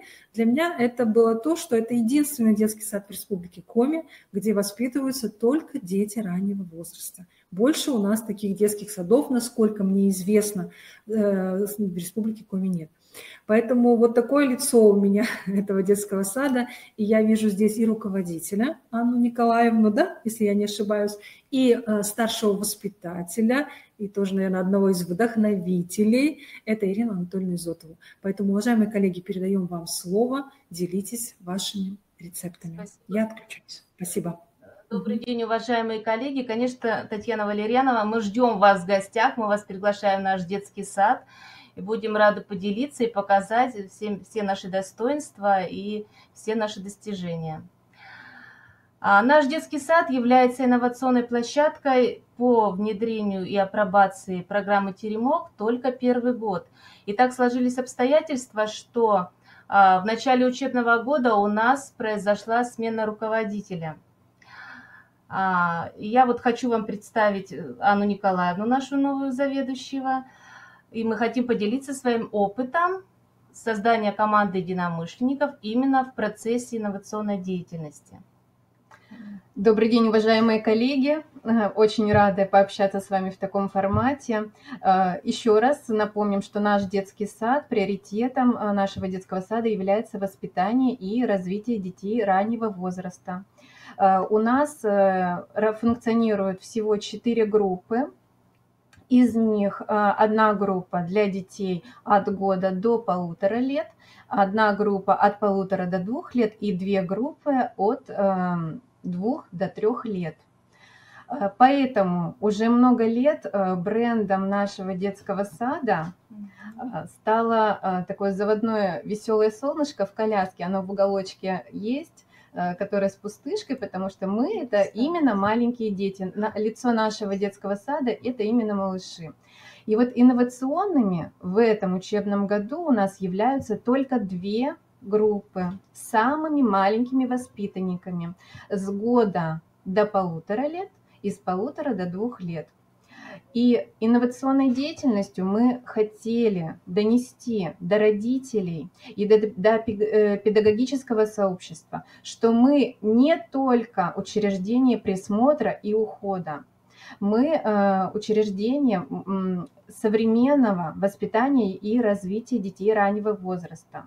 Мы можем идти за современными тенденциями, мы соответствуем современному времени, запросам современных родителей и, соответственно, современным педагогам. И вот основной миссией наш коллектив нашего детского сада считает поднятие статуса педагога раннего возраста, чтобы именно эти педагоги чувствовали себя самодостаточными, чтобы они могли внести свой вклад в развитие образования и могли показать свой опыт работы на новом уровне.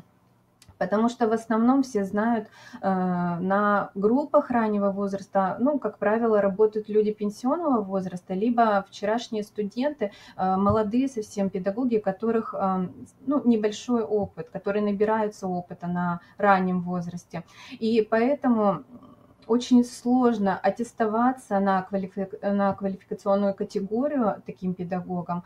И программа «Теремок», она уделяет большое значение портрету педагога раннего возраста и выделяет особенности профессии. И вот это безусловный мотив быть инновационной площадкой. Также отметим, что без сплоченного коллектива, без команды единомышленников невозможна инновационная деятельность. И поэтому задача сплотить коллектив, создать команду, конечно, команду единомышленников стояла передо мной на первом месте, и так и у Ирины Анатольевны, как у старшего воспитателя, которая тоже, в общем-то, на этой должности работает 1-й год. Чтобы вот каждый из членов команды был включен в процесс совместной работы, чтобы они болели за результат, чтобы они делились своими знаниями и опытом, чтобы вот могли помочь другим, стремиться сделать все, что от него зависит для достижения общей цели. Что же побудило нас к инновации? Ну, во-первых, конечно, это потребности, которые исходят из государственной политики в сфере дошкольного образования. Одной из задач национального проекта образования является создание условий именно для развития детей раннего возраста. Также нас побудило к инновации потребности современных родителей, такие как домашняя образовательная среда, развитие ребенка воспитателем-профессионалом и, конечно же, потребности педагогов, то есть нехватка учебно-методического сопровождения именно по работе с детьми раннего возраста, соответствующая современным требованиям развивающая среда и, конечно же, новые технологии развития детей раннего возраста. Подготовительным этапом нашей работы была необходимость донести до коллектива значимость инновационной площадки и принять совместное решение, идем мы на это или не идем. Не все приняли данную идею с восторгом, кто-то отнесся к этому скептически, но когда мы все вместе ознакомились с основными аспектами программы и возможностью трансляции, то есть выхода нашего детского сада на разные уровни, то на очередном педсовете было принято решение о переходе к апробации новой программы только 2 групп, только самые маленькие детки у нас, которые. То есть уже изначально не руководитель принимал решение, а весь коллектив. Уже тогда на том этапе начала складываться наша команда единомышленников. На первом этапе также было проведено анкетирование на определение уровня готовности педагогов к инновационной деятельности. И данный диагностический инструментарий позволил выявить уровень готовности каждого педагога и вот именно к инновационной деятельности, определить слабые позиции коллектива, да, спроектировать дальнейшую работу. И как мы видим, анализ готовности, анализ реализации годового плана именно за предыдущие годы, какие у нас были недостатки, какие у нас были проблемы. И анализ анкетирования показал, что в педагогическом коллективе достаточно хорошая почва для внедрения новшеств, но не очень достаточно хороший уровень компетенции педагогов. И отсюда были выявлены следующие проблемы, которые вы видите на экране. Но чтобы решить данные проблемы, необходимо, конечно, было повысить мотивацию педагогов на выполнение данных задач. Таким образом, решение существующих проблем привело к необходимости вот именно создания эффективной профессиональной команды для инновационного развития нашего детского сада. Таким образом, у нас выстроилась своеобразная модель. Путь к успеху через принятие и признание. И, соответственно, этой модели были поставлены задачи перед нашим коллективом, вот именно чтобы добиться данной цели. Такие как создание благоприятного психологического климата в коллективе, повышение мотивации педагогов к внедрению инновационной деятельности. И, конечно, итогом нашим должен был стать успех, то есть раскрытие творческого потенциала педагогов. Но чтобы поддержать и побудить наших педагогов к профессиональному развитию, мы использовали так называемые мягкие методы управления, такие как убеждения, то есть приводили какие-то логически обоснованные факты, тезисы, аргументы, да, заражения, когда учитывались эмоциональное состояние как руководителя, так и мое, то есть всегда с хорошим настроением, всегда с похвалой, всегда с позитивом. Стимулирование, чтобы замотивировать педагогов, у нас были внесены изменения в положение по оплате труда. То есть за инновационную площадку наши педагоги, которые являются инновационными группами, получают доплату. Ну и, конечно же, похвала, то есть психологическое поощрение. Люди ведь редко устают от похвалы, да, все любят, когда их хвалят, когда их признают, когда на них обращают внимание. То есть вот как бы психологический вид вот такой поощрения мы считаем самым действенным. Ну и главное, чтобы педагогам была понятна цель нашей коллективной работы. Так, а для этого с педагогическим коллективом мы совместно изучали методическую литературу, где каждый мог высказаться и поделиться впечатлениями. Были проведены мастер-классы, консультации, семинары. Совместно мы всегда просматриваем и обсуждаем онлайн-семинары, дистанционные вебинары. Также у нас вошло в такую традицию, мы проводим ежедневные встречи для того, чтобы обсудить подготовку к предстоящим занятиям. Так как проведение занятий по программе Телемок требует очень большой насыщенности, большого наличия пособий и какого-то оборудования, но не все есть наличие. Мы, конечно, стараемся найти, изготовить, где-то купить, где-то подключить родителей. Только совместно обсуждаем ход, содержание занятий предстоящих, а на следующий день уже делимся результатами проведения. То есть анализируем, что получилось, что не получилось, какие были недостатки, что пришлось изменить и так далее. То есть происходит такой обмен информацией, который вот дает возможность именно педагогам высказать свое мнение, поделиться своими впечатлениями.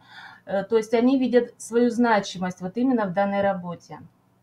Также наш детский сад является базовой площадкой городского методического объединения по апробации программы «Теремок». То есть всеми нашими новшествами, всеми нашими методическими наработками мы делимся с педагогами нашего города. Показываем открытые занятия, представляем новые методики. И в рамках деятельности нашего городского методического объединения в этом году нами был инициирован и организован муниципальный конкурс инноваций в работе с детьми, так хуже, наверное, раннего возраста, где наши педагоги представляли предметно-пространственную среду, вот именно с учетом требований программы «Теремок».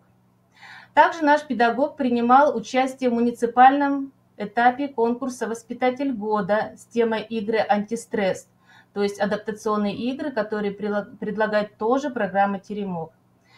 И мы считаем таким нашим тоже достижением. 2 педагога при стаже более 10 лет впервые получили первую квалификационную категорию, исходя из того, что численность нашего педагогического коллектива всего 9 человек. То есть все выступления, разработку сценариев, мастер-классов мы готовим, конечно, вместе. Мы советуемся, мы помогаем друг другу. То есть вот эта сплоченность именно дает вот такие результаты. И когда, конечно, педагоги видят, что они не одни, что их мнение важно для остальных, они чувствуют свою потребность и значимость. А это самое необходимое условие для, конечно, команды. И хорошей поддержкой для нас является взаимодействие с родителями. Наши родители ежедневно видят, что их ребенка не только обслуживают, но очень насыщенно и полноценно занимаются и играют. Родители благодарят и предлагают свою помощь. То есть мы видим обратную связь от родителей, потому что и они видят заинтересованность педагогов. Ежедневно в группе ВКонтакте мы выставляем информацию о том, чем занимались дети в течение дня. У каждой группы есть свои группы ВКонтакте, и педагоги делятся, чем мы занимаемся. То есть мы активно пропагандируем данную программу и среди родителей. И я считаю, что команда, то есть наша миссия, которая поднимает статус педагога раннего возраста, на сегодняшний день в нашем детском саду сложилась именно в процессе инновационной деятельности. То есть работая одной командой можно выполнить те задачи, которые слишком сложны или трудоемкие для одного человека. Эффективная работа в команде, конечно, позволяет получить желаемые результаты гораздо быстрее, чем при одиночной работе. Это самое главное, ведь какая бы развивающая современная среда ни была, какие бы мы программы ни вводили, но если не будет людей, любящих детей, профессиональных, то ничего не получится. И вот в новом учебном году у нас, конечно, ожидаются кадровые перемены. Анна Николаевна сейчас у нас расскажет про это. Мы предполагаем смену педагогического состава порядка 40%, и очень надеемся, что новые педагоги, они подключатся к нашей деятельности, что они будут проявлять инициативу по реализации новой программы «Теремок». И также мы планируем ее дальнейшую апробацию на возрастных группах с 2 до 3 лет. И так мы хотели подвести, в общем-то, подытожить наши рецепты формирования команды. Это ни одно решение не принимается без участия педагогов. То есть мы каждого стараемся вовлечь в совместную работу, услышать и обсудить и совместно принять решение. Также забота о положительном психологическом климате. Если у кого-то есть какие-то сомнения, вопросы, мы стараемся ответить, тоже услышать человека, поддержать, что он не один, всегда есть рядом тот, кто его поддержит, поможет. И таким образом, то есть психологическая поддержка очень важна. Также предоставление свободного пространства для инициативы работника и его самовыражения. Инициативу мы ждем, обсуждаем, поддерживаем. Порционное введение инноваций, то есть постепенное, поэтапное, понемногу, потому что постоянное введение новшеств, оно хоть и обеспечивает развитие образовательного учреждения, но выводит его сотрудников из здорового равновесия. Безусловно, поддержка традиций. Те, которые сложились, мы продолжаем их соблюдать. Совместно проводим досуги вне детского сада. Это сплачивает коллектив, создает команду. И самое главное – это быть энергичными, уверенными в своих решениях, действиях, идти вперед, никогда не унывать, всегда добиваться своей цели. Даже если она не получается на каком-то этапе, вы получили определенный опыт, и с этим опытом вы пошли дальше, и все получится. Только вперед.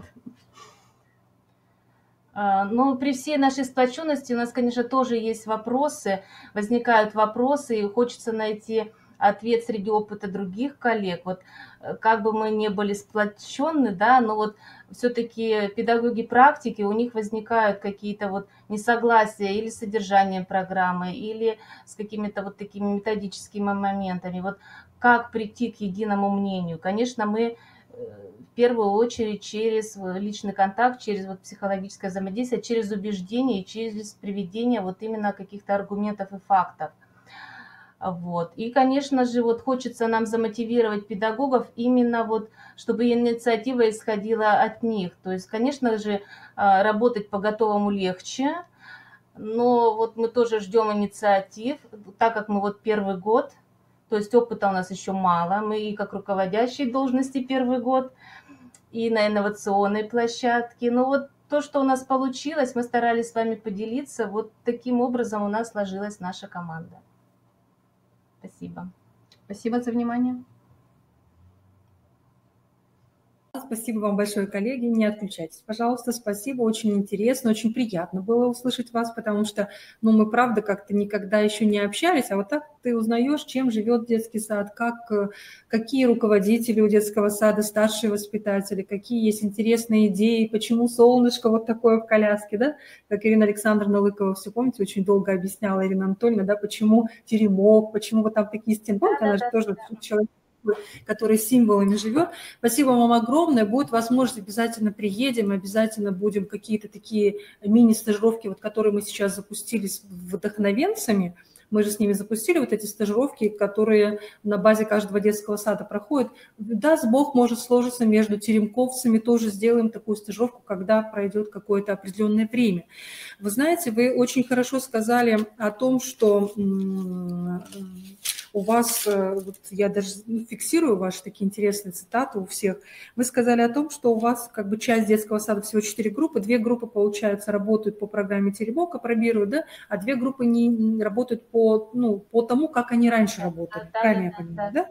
И получается, вот если вы говорите о команде, у вас 2 разные команды все-таки или она одна? Ну, здесь одна программа, здесь другая, другой. Вот как у вас это? Дело в том, что вот инновационную деятельность мы будем вводить в других группах, которые сейчас на другой программе, и, конечно, мы их к этому подключаем. То есть с начала учебного года они тоже будут на этой программе. Все, я поняла. То есть, получается, в любом случае, там у вас, вы сказали, 9 педагогов, это вот ваш такой коллектив, в котором, наверное, все друг друга должны очень хорошо чувствовать и понимать. Еще вот вы здесь сказали один момент, и я потом, может быть, попрошу даже подключиться наших вдохновенцев, чтобы они помогли вам ответить на этот вопрос. Вы сказали о том, что когда идет апробация программы, то, что не все идеи, не все какие-то постулаты, разработки, не все это принимается.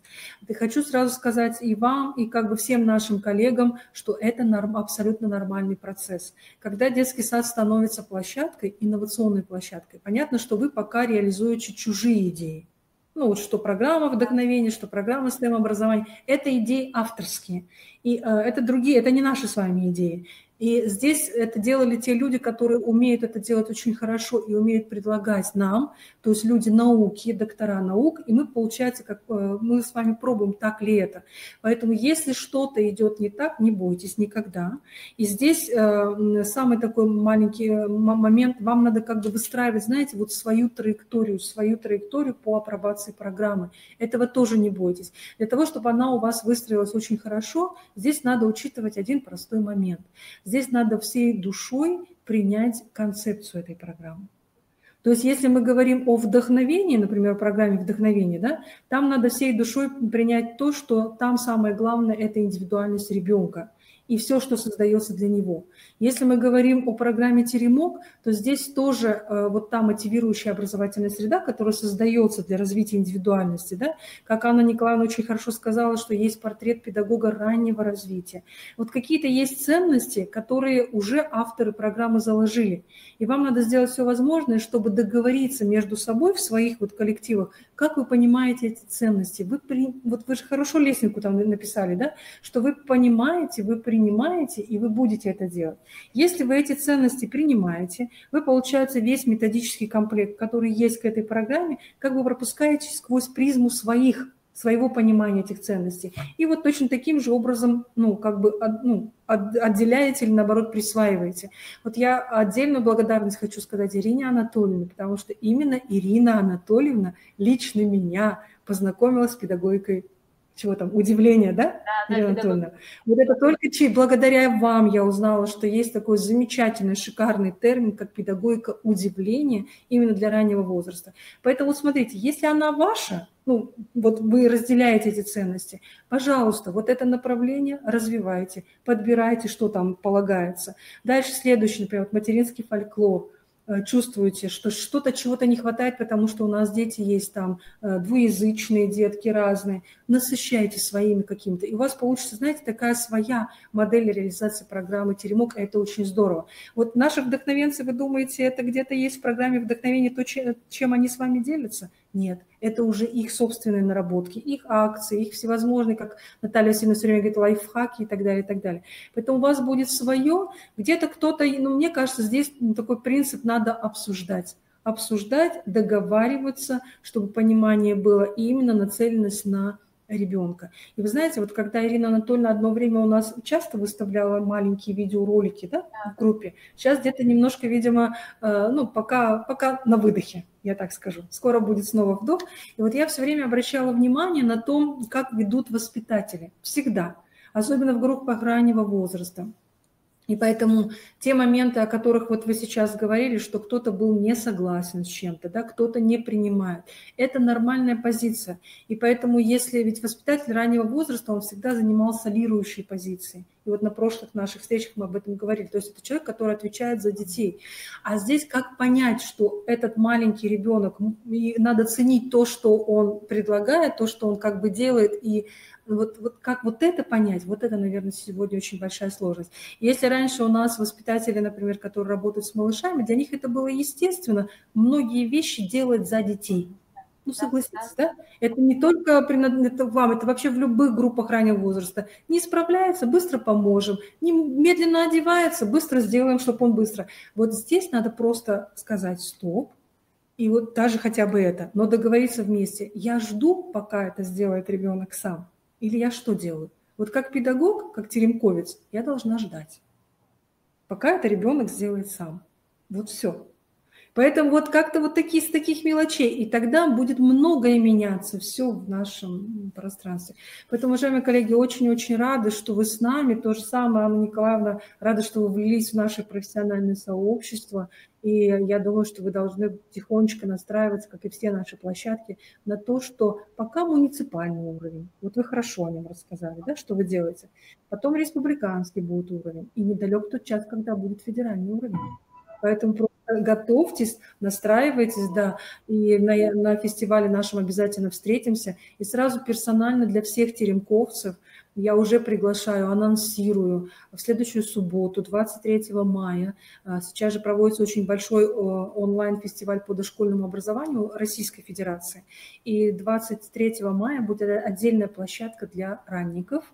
И вести ее будет именно Ирина Александровна Лыкова. И это просто зайдете на сайт Воспитателей России, увидите там у них большие такие конференции, они идут ежедневно с 9 до 12 утра.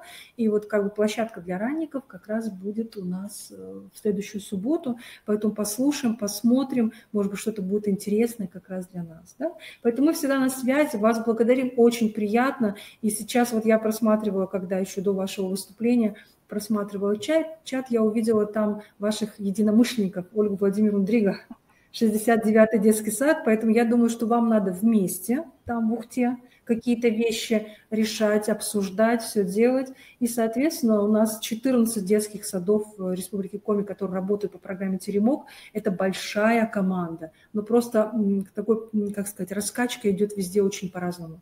Поэтому не удивляйтесь, вот пока где-то, может быть, вы и 69-й детский сад пока немножко в лидирующих позициях. Поэтому пока. Но время, оно пора. Поэтому спасибо еще раз огромное. Очень хорошее выступление. Удачи вам, дорогие коллеги. Ждем вас на фестивале. И сейчас то же самое. Не отключайтесь. Будьте с нами до конца. И давайте мы все-таки адресуем вопрос ваш, вот, который вы адресовали, что все-таки как быть, вот, если люди не согласны с тем, что написано в программе, и как быть. Поэтому, дорогие вдохновенцы, кто прошел этот путь, 20-й детский сад, 12-й детский сад, кто готов ответить на эти вопросы? Потому что сейчас прям вот включайтесь, кто готов ответить на этот вопрос. Как быть, когда вы читаете то, что написано в программе, и вы с этим не совсем согласны? Ждем вас. А пока у нас готовится Наталья Ивановна Новоселова, потому что там STEM образование, там совсем другое направление. Я точно знаю, что они нам где-то и на этот вопрос смогут ответить. Кто готов еще раз? Наталья Васильевна Баркалова. Спасибо большое. Спасибо. Да, если кто готов, пожалуйста, включитесь и ответьте коллегам. Угу. Ну, пока, видимо, по всей видимости, думают. Поэтому еще раз спасибо, Ирина Анатольевна, еще раз спасибо, Анна Николаевна, огромное вам спасибо, очень приятно видеть лица наших инновационных площадок. Сейчас мы приглашаем к разговору, да, спасибо вам большое, сейчас мы приглашаем к разговору еще один детский сад города Усинска. Пожалуйста, включитесь, кто у нас, Наталья Витальевна, включитесь, пожалуйста, чтобы мы вас видели. Этот детский сад у нас является инновационной площадкой. Очень приятно. Да, здравствуйте. Здравствуйте, коллеги Наталья Витальевна и Лида Риватовна. Да, добрый день. Немножко пока анонсирую ваш детский сад. Хорошо, позволите немножко для профессионального нашего сообщества, потому что я знаю, что нас смотрит и Российская Федерация. Ну, просто не удивляйтесь этому. Я знаю. Это и Иркутская область нас смотрит, и Ставропольский край сейчас с нами в режиме. Поэтому анонс небольшой. Детский сад номер 10 города Усинска. Они являются у нас инновационной площадкой по апробации новой парциальной программы по STEM-образованию детей дошкольного возраста. Это у нас всего 3 таких детских сада в Республике Коми. Этот детский сад пока, явный, наверное, лидер по реализации данной программы. Остальные детские сады у нас замечательные, и они, безусловно, подключаются, но немножко, наверное, в формате уже фестиваля онлайн. И еще одно очень большое достижение у этого детского сада в этом году. Этот детский сад у нас стал лауреатом 2-й степени республиканского конкурса «Лучший детский сад года». То есть это такое общественное, официальное признание достижения этого детского сада, в том числе и в рамках STEM-образования. Естественно, в прошлом году у нас 2-е место было у Усинского, у 20-го детского сада, поэтому там тоже есть команда, есть такие достижения. Так что, уважаемые коллеги, вам слово. Спасибо. Добрый день, уважаемые педагоги, уважаемые коллеги, участники вебинара. Я старший воспитатель Бронникова Лида Риватовна.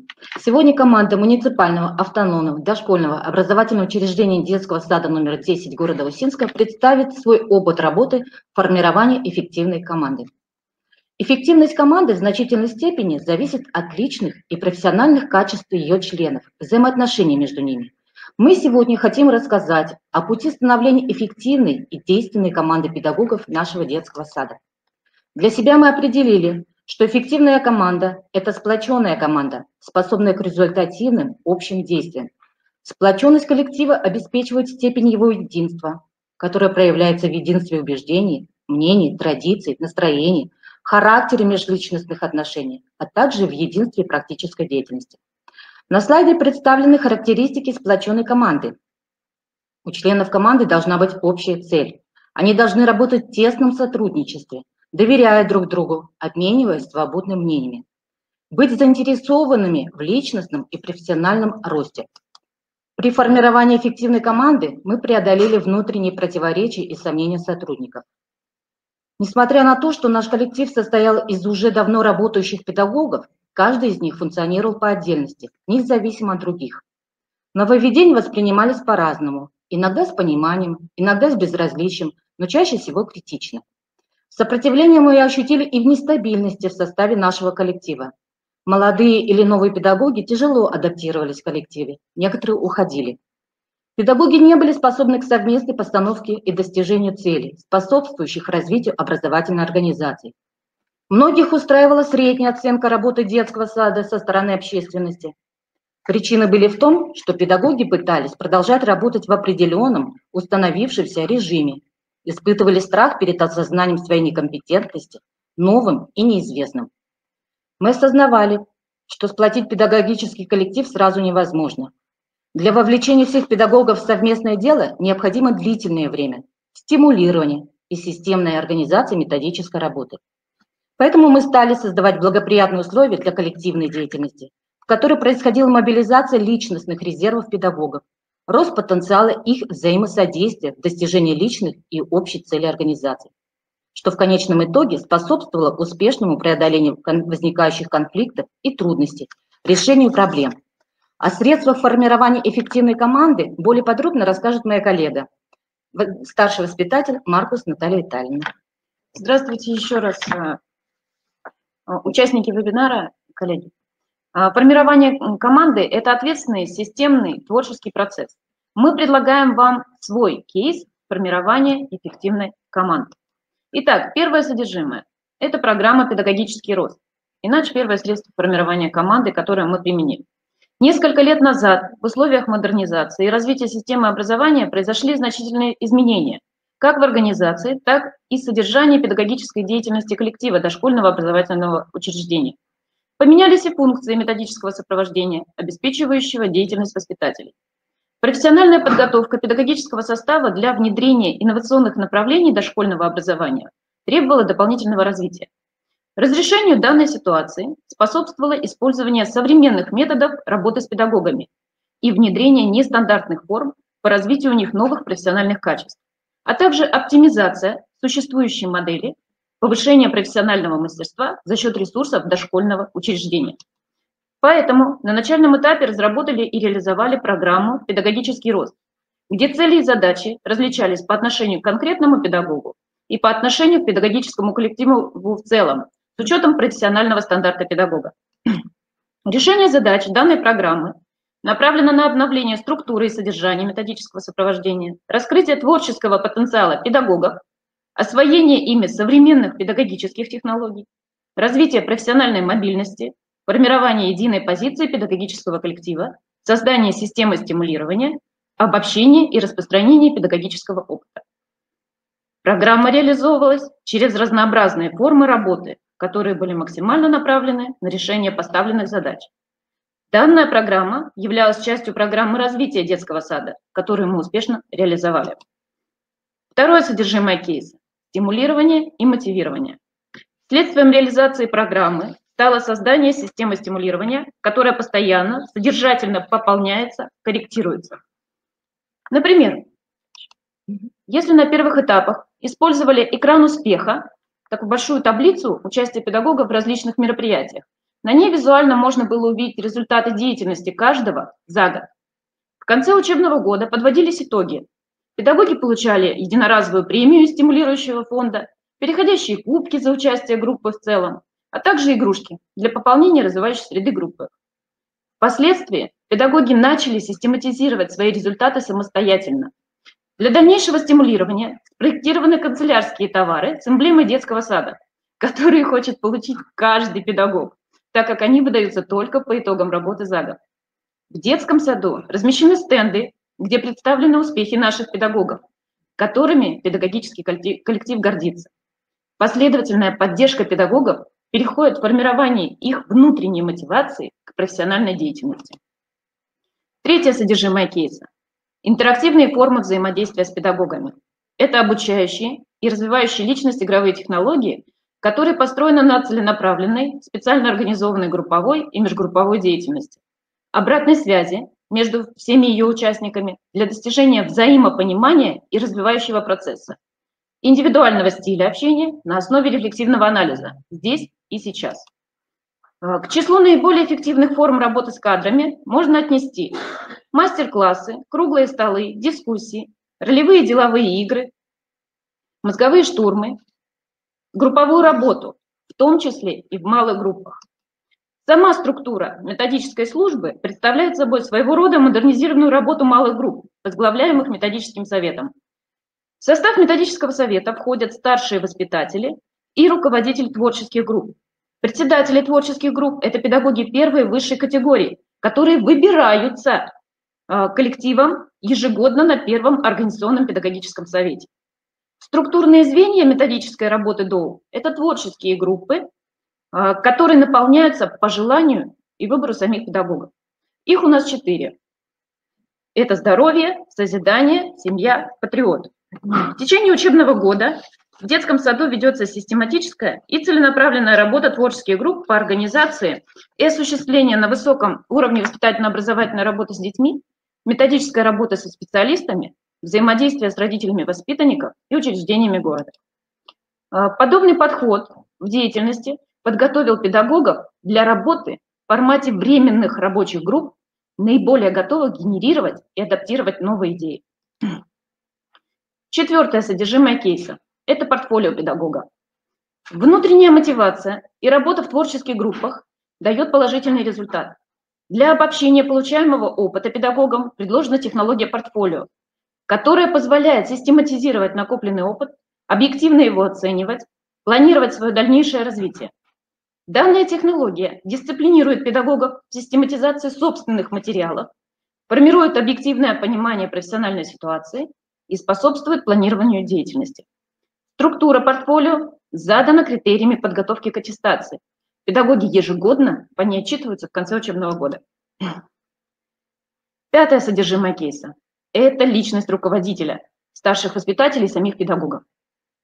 В рамках данной работы важна позиция руководителя. Он должен поддерживать и стимулировать педагогический коллектив, как это у нас и происходит. Вместе со старшими воспитателями осуществлять процессы управления группой, такие как фасилитация, за счет которой происходит создание коммуникативного пространства, мотивация на совместную работу, организация обратной связи, поощрение коллектива к преодолению трудностей. Модерация, которая позволяет обозначать проблемы, активировать идеи педагогов, разные точки зрения, выявлять их сходства и различия. И медиация, которая обеспечивает создание возможности для проявления каждого педагога, поддерживает процессы индивидуального развития. Для реализации данных процессов необходимо быть заинтересованными, творческими, компетентными в профессиональной области. Педагог, работающий в коллективе, должен обладать личностными и профессиональными качествами, стремиться к профессиональному развитию, а самое главное – безусловно принимать детей и выражать им позитивное внимание. Личность каждого из педагогов уникальна и неповторима, как и дети, с которыми они работают. Каждый из них как грань бриллианта, совокупность которых обеспечивает его уникальность в целом. Важно отметить, что педагоги, приходящие в наш коллектив, ценят свое место работы, а те, которые не заинтересовываются работой и не поддерживают заданный темп работы, уходят, но их единицы. При реализации предложенного кейса формирования команды важно помнить о том, что средства его реализации по отдельности малоэффективны. Развитие необходимо стимулировать, использовать адекватные методические формы взаимодействия, обобщать опыт работы, ставить цели, адекватные образовательные ситуации и профессиональным возможностям педагогов. Их наполнение зависит от вашего творческого подхода и желания позитивного развития. Результаты, которые получены нашей командой за последние несколько лет. Освоены педагогическим коллективом такие технологии, как проектная, информационно-коммуникативные, исследовательская, мнемотехника, технологии социализации, сенсорно-игровая и другие. За несколько с последних лет многие педагоги повысили квалификацию. Из 29 педагогов 76 имеют высшую и первую квалификационную категорию. 24 педагога без категории. Они работают первый-второй год у нас, но они очень перспективные. Нами отмечается повышение результативности участия в конкурсных мероприятиях. Воспитанники являются победителями и призерами конкурсов разных уровней. Педагоги участвуют лично и в составе творческих групп, получают достойную оценку своей деятельности. Еще один результат. На базе нашего детского сада организовано сетевое взаимодействие дошкольных учреждений Усинска посредством создания муниципальной опорно-методической площадки «Педагогический ресурс» с необычным форматом работы. В реализации ее деятельности участвуют педагоги всех дошкольных учреждений города Усинска в качестве организаторов данной площадки, экспертов материалов, педагогов, транслирующих свой опыт разнообразного направления. Экспертами являются старшие воспитатели, педагоги первой и высшей квалификационной категории. Транслировать свой опыт может каждый педагог любого дошкольного учреждения. Главное, получив экспертное заключение для представления своего опыта. У педагогов появилась возможность обобщения и распространения своего педагогического опыта, оказания и получения методической поддержки в профессиональной деятельности по разнообразным направлениям работы на муниципальном уровне. Пользуясь случаем, хотим поблагодарить педагогов Усинска за совместную работу, так как она является очень плодотворной. За 2 года работы проведено 12 заседаний, в которых приняли участие 234 педагога Усинска. И самым важным достижением, к которому мы пришли, сформировав нашу команду, с ноября 2019 года наш детский сад получил статус инновационной федеральной площадки по апробации парциальной модульной программы STEM-образования для детей дошкольного и младшего школьного возраста. В рамках ее деятельности провели стажировку для педагогов Республики Коми. 8 педагогов приняли участие в международном конкурсе STEM-педагог, где получили сертификаты участников и диплом призера.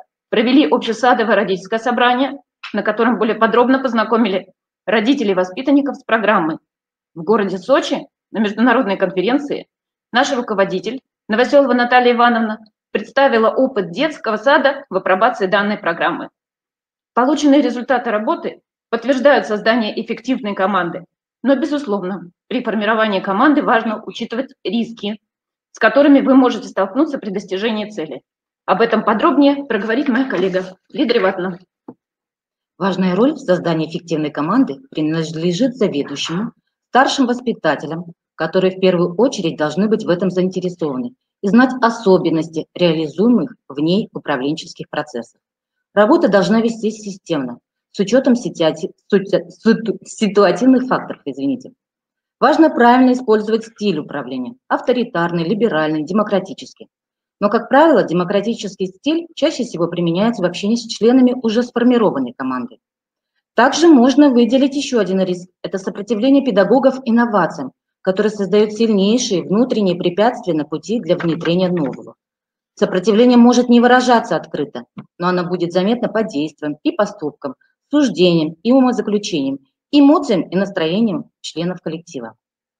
Отсутствие педагогических кадров, заинтересованных в профессиональном развитии и росте. Отсутствие можно рассматривать с разных позиций. Например, в нашем городе не хватает молодых специалистов, музыкальных руководителей, педагогов-психологов, так как у нас нет профессиональных учебных заведений. А с другой стороны, во многих коллективах полный штат, но большая часть из них не заинтересована в развитии и росте. Таким образом, мы считаем, что представленный кейс по формированию команды является своеобразным, но эффективным способом. В результате реализованной методической работы и грамотных действий руководителя коллектив нашего детского сада стал сплоченной командой, что способствует его развитию, повышению уровня комфортности всех участников образовательного процесса, повышению качества образовательного процесса и результативности, развитию творческой активности педагогов и успешного достижения целей организации. Благодарим за внимание. Мы готовы ответить на вопросы.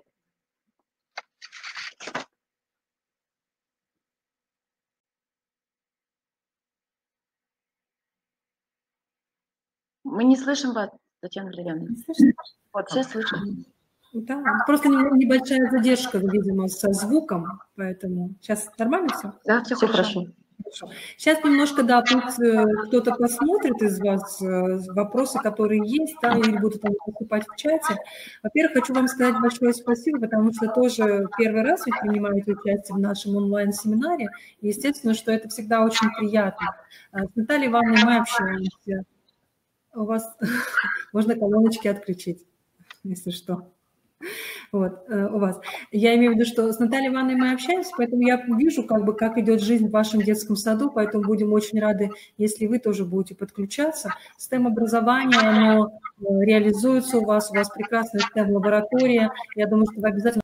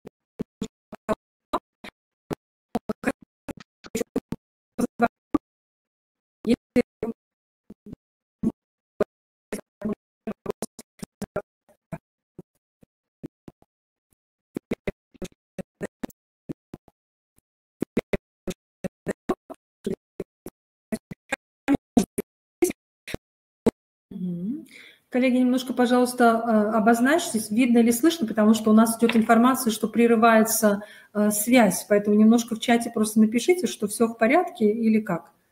Участники нашего онлайн-мероприятия. Просто даже можно поставить, что все... Хорошо, спасибо вам большое. Но, видимо, что-то, значит, с Усинском пока у нас происходит, но я думаю, что коллеги еще подключатся, поэтому, чтобы не терять время, хороший кейс, интересный кейс, это путь этого детского сада. Они тоже молодцы, у них все сплоченно, у них очень руководитель, настоящий лидер Наталья Ивановна Новоселова, которая, знаете, у меня такое впечатление, когда я общаюсь с Натальей Ивановной, что это человек, который может, за спиной которого...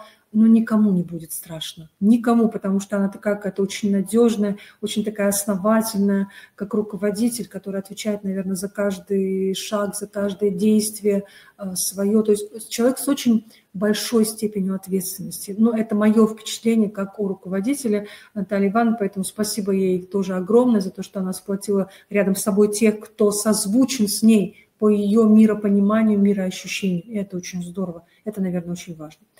Поэтому сейчас Усинск пока к нам не возвращается, поэтому сейчас мы передаем слово дальше. Ирина Владимировна Мамонтова, пожалуйста, включитесь, чтобы мы вас могли видеть. Ирина Владимировна, это у нас... Да-да-да, пожалуйста, подключитесь, чтобы я могла вас увидеть, что вы здесь, что вы с нами. Это у нас сейчас мы передаем эстафетную палочку из нашего северного Усинска, где, наверное, еще нет ни одного листочка. Мы передаем в наше прекрасное село Карткирос, в детский сад номер 1. Ирину Владимировну не вижу, но, может быть, вы нас слышите, Ирина Владимировна, где-то с микрофоном, как у вас? Если вы слышите, вы, пожалуйста, загрузите свою презентацию, чтобы мы могли понимать, что вы нас видите, и вы... Да. Потому что, видимо, видеокамера у вас не работает, ничего страшного, Ирина Владимировна. Но вы сейчас откройте, пожалуйста, свою презентацию, и мы вас будем слышать. Наверху во вкладочке, посмотрите, вот здесь на самом верху есть вкладочка, да. Да, и немножко сейчас, пожалуйста, пролистайте вперед, видимо. Кто-то уже включил последнюю, да. Но пока сейчас Ирина Владимировна у нас настраивается. Вот, Ирина Владимировна, да, замечательно получилось, Ирина Владимировна, получилось. Я передаю слово Ирине Владимировне, это старший воспитатель, это детский сад номер 1 села Карткирос, это тоже наши теремковцы, это сельский детский сад, большой, хороший, я в нем была буквально еще в январе 2020 года, с очень хорошим руководителем Ольгой Владимировной Шевелевой, с хорошим коллективом, поэтому сейчас Ирина Владимировна, она нам расскажет, как у них строится команда в детском саду. Поэтому, Ирина Владимировна, вам слово. Пожалуйста, говорите. Мы вас не видим, но вы говорите, пожалуйста. Здравствуйте, уважаемые коллеги. И я очень рада всех вас слышать. Услышала очень много интересного. И некоторые, скажем так, моменты, ну, как это говорят, с языка сняли. То есть не все из того, что есть как бы в моей презентации, но я услышала то, что мне очень созвучно, и с чем я очень согласна, и в первую очередь вот как раз с последними выступлениями, с последними выступающими, это детский сад номер 10 Усинска. Ну, так, перелистываю слайд, это наш детский сад. Замечательно. И так как все уже слегка устали, то для поднятия настроения вот такая картиночка. Итак, какой сегодня день? Сегодня мой любимый день. Я думаю, что все вы немножко улыбнулись. Это наша заведующая Шевелева Ольга Владимировна и я. Надо сказать, что приступили мы к работе только летом 2018 года. Сложилась такая ситуация, что и руководитель, и старший воспитатель уволились одномоментно. Приняла детский сад Ольга Владимировна и пригласила меня на работу. И задача была поставлена именно как формирование коллектива и формирование команды. С октября 2019 года мы стали инновационной площадкой. Ну, начинали, как и все, наверное. Была создана рабочая группа, прошли курсы повышения квалификации, прошли обучение на авторском курсе Лыковой и был составлен план работы инновационной площадки. В группе инновационно, где проводится инновационная работа, работает воспитатель Береснева Вера Григорьевна, стаж работы уже 31 год. И это не первый ее опыт работы в группе раннего возраста. В группе 23 ребенка, 8 девочек и 15 мальчиков. И она замечательно справляется со своей работой, с инновационной работой, пробует очень много интересного. Создана своя группа ВКонтакте. Но сегодня мне хотелось бы в первую очередь говорить по теме сегодняшнего семинара. Это как сформировать команду единомышленников. Ситуация была, как вот уже говорили в одном из детских садов, что воспитатели подобрались достаточно профессиональные. На момент, когда мы пришли в детский сад, это был один воспитатель с высшей квалификационной категорией, 3 воспитателя имели первую квалификационную категорию, и получается, что 7-8 человек были без категорий. Было так принято, что каждый работает в своей группе, отвечает за свои действия, то есть как такового, то есть общение, оно было такое личное общение, но такой профессиональной творческой группы, команды, к сожалению, в детском саду не было. И для того, чтобы сформировать осознанное понимание, для чего нам нужна команда, чтобы создать ситуацию согласия в детском саду, я провела свой первый тренинг, это командообразование. Мы вместе разбирали такие вопросы, как что такое команда, зачем команда нужна руководителю, зачем команда нужна педагогу, нужна ли команда ребенку, и чем команда отличается от группы и коллектива, как оценить, что команда сформирована. И наш вывод: команда сформирована, когда между членами возникает доверие, появляется желание работать вместе, мотивация к совместной продуктивной деятельности. Какой же алгоритм действий для формирования команды? Это имеется в виду, собственно говоря, проведение в первую очередь тренингов. То есть это обязательно знакомство, создание положительного эмоционального настроя, выявление лидера и игры на сплочение коллектива. Знакомство, создание положительного эмоционального настроя. Например, это упражнение «Мое имя». Каждый участник себя представляет и называет какое-то качество личности или свойство характера, которое ему характерно. Вроде бы все друг друга знают, но получается, что Это позволяет узнать друг друга ближе. Выявляем лидера. Упражнение «Прыжок». По команде ведущего вся команда поворачивается в прыжке. Цель – прыгнуть в итоге так, чтобы все смотрели в одну сторону и не сговариваться. То есть это упражнение делается без слов. Надо сказать, что упражнение очень сложное и далеко не всегда получается. Упражнение «Башня». Опять же, без слов нужно построить башню. Даются бумага, скрепка, наборы, соломки, клейкая лента. Чем выше башня, тем лучше.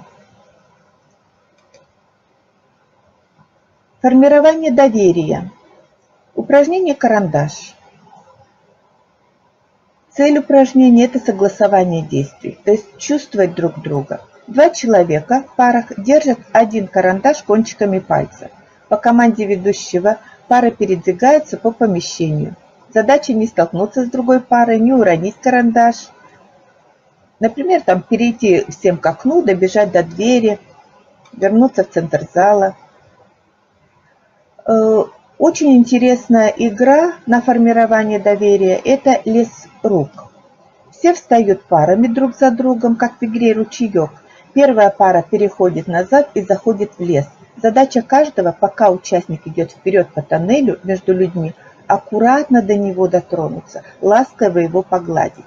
И так по тоннелю, по лесу проходит каждый. Надо сказать, что здесь выявляется сразу. Вроде все взрослые люди, все понимают, что никто вреда не сделает, никто там не стукнет, не обидит. Но видно иногда, как педагог весь сжимается, когда заходит в этот тоннель, как ему там нехорошо, какой у него страх появляется. И это говорит о том, что с этим человеком нужно работать уже индивидуально, чтобы снять с него вот эти страхи. Всегда тренинг завершается на положительной ноте. И вот данный тренинг завершился тем, что все участники тренинга встали в два круга, внешний и внутренний. И задание было завязать цветную ленточку на ленту основу партнера с пожеланиями. По команде ведущего затем внешний круг делает шаг вправо, партнер меняется и снова завязать цветную ленточку новому партнеру и ему сделать какие-то пожелания. Цель этого упражнения, этой игры – это формирование положительного отношения друг к другу и принятие друг друга. Здесь вы видите фотографию вот после этого тренинга. На груди вы видите вот эти цветные ленточки. И какое позитивное настроение затем у педагогов. Следующий тренинг через некоторое время я провела – это построение эффективного командного взаимодействия. Так, чтобы люди научились, коллеги научились понимать друг друга по взгляду, по слову, чтобы чувствовали, слышали, слушали одинаково. И первое упражнение было на этом тренинге – это «Поздороваемся». Нужно было поздороваться с помощью рук, плечом, локтем, коленкой. Надо сказать, для того, чтобы друг друга принять, очень важен именно физический контакт. И тогда, когда происходит физический контакт, вот в игре, таким или иным образом, человеку проще принять другого человека. Он понимает интуитивно, как-то подсознательно, что от этого человека ему не будет плохо, что этому человеку можно доверять. И физический контакт именно позволяет снять эти страхи.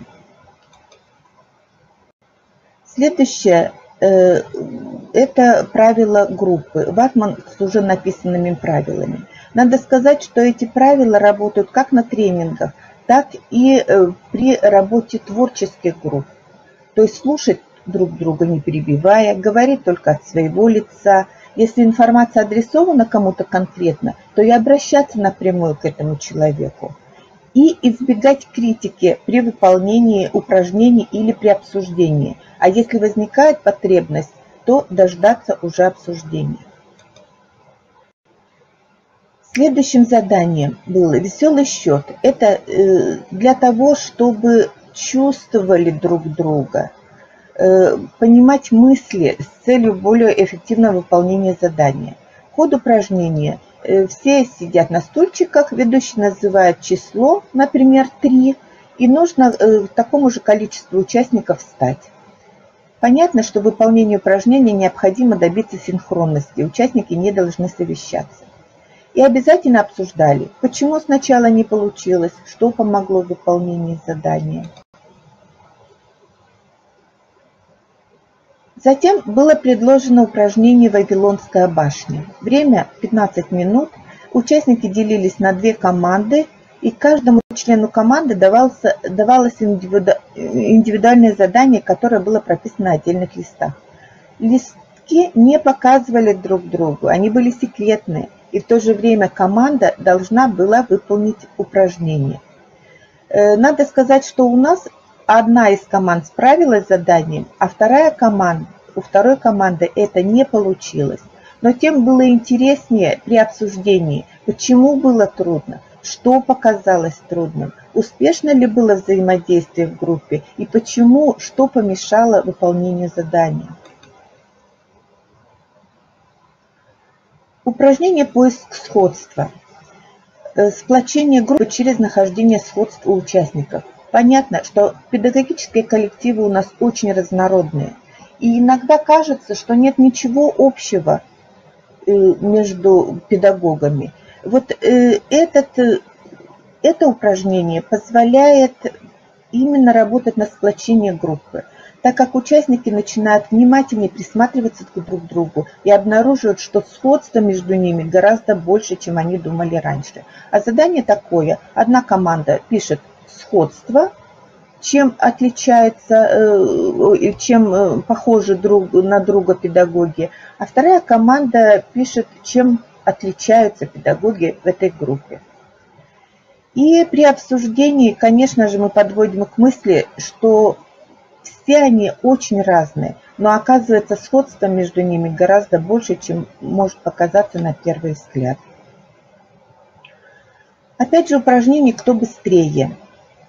Это на координацию совместных действий, на распределение ролей в группе. Без слов группа должна построиться в геометрическую фигуру по команде ведущего. Например, квадрат, треугольник или птичий косяк. Опять же, обязательно обсуждение, что помогло при выполнении этого упражнения, трудно ли было выполнить задание. Надо сказать, что у нас это, пусть не сразу, но получилось. И завершая тренинг, всегда его нужно завершать на положительной эмоциональной ноте. И упражнение «Комплимент». Повернитесь к рядом сидящему и продолжите фразу «Я восхищаюсь твоим умением» и говорится о профессиональных качествах. Надо сказать, что тренинги позволили снять некоторое такое психологическое напряжение в общении друг с другом. Педагоги гораздо активнее стали общаться между собой. В детском саду наладилось неформальное общение. И понятно, что кроме тренингов это была еще и методическая работа, то есть это наша обычная методическая работа, то есть семинары, консультации, методические дни, различные мероприятия.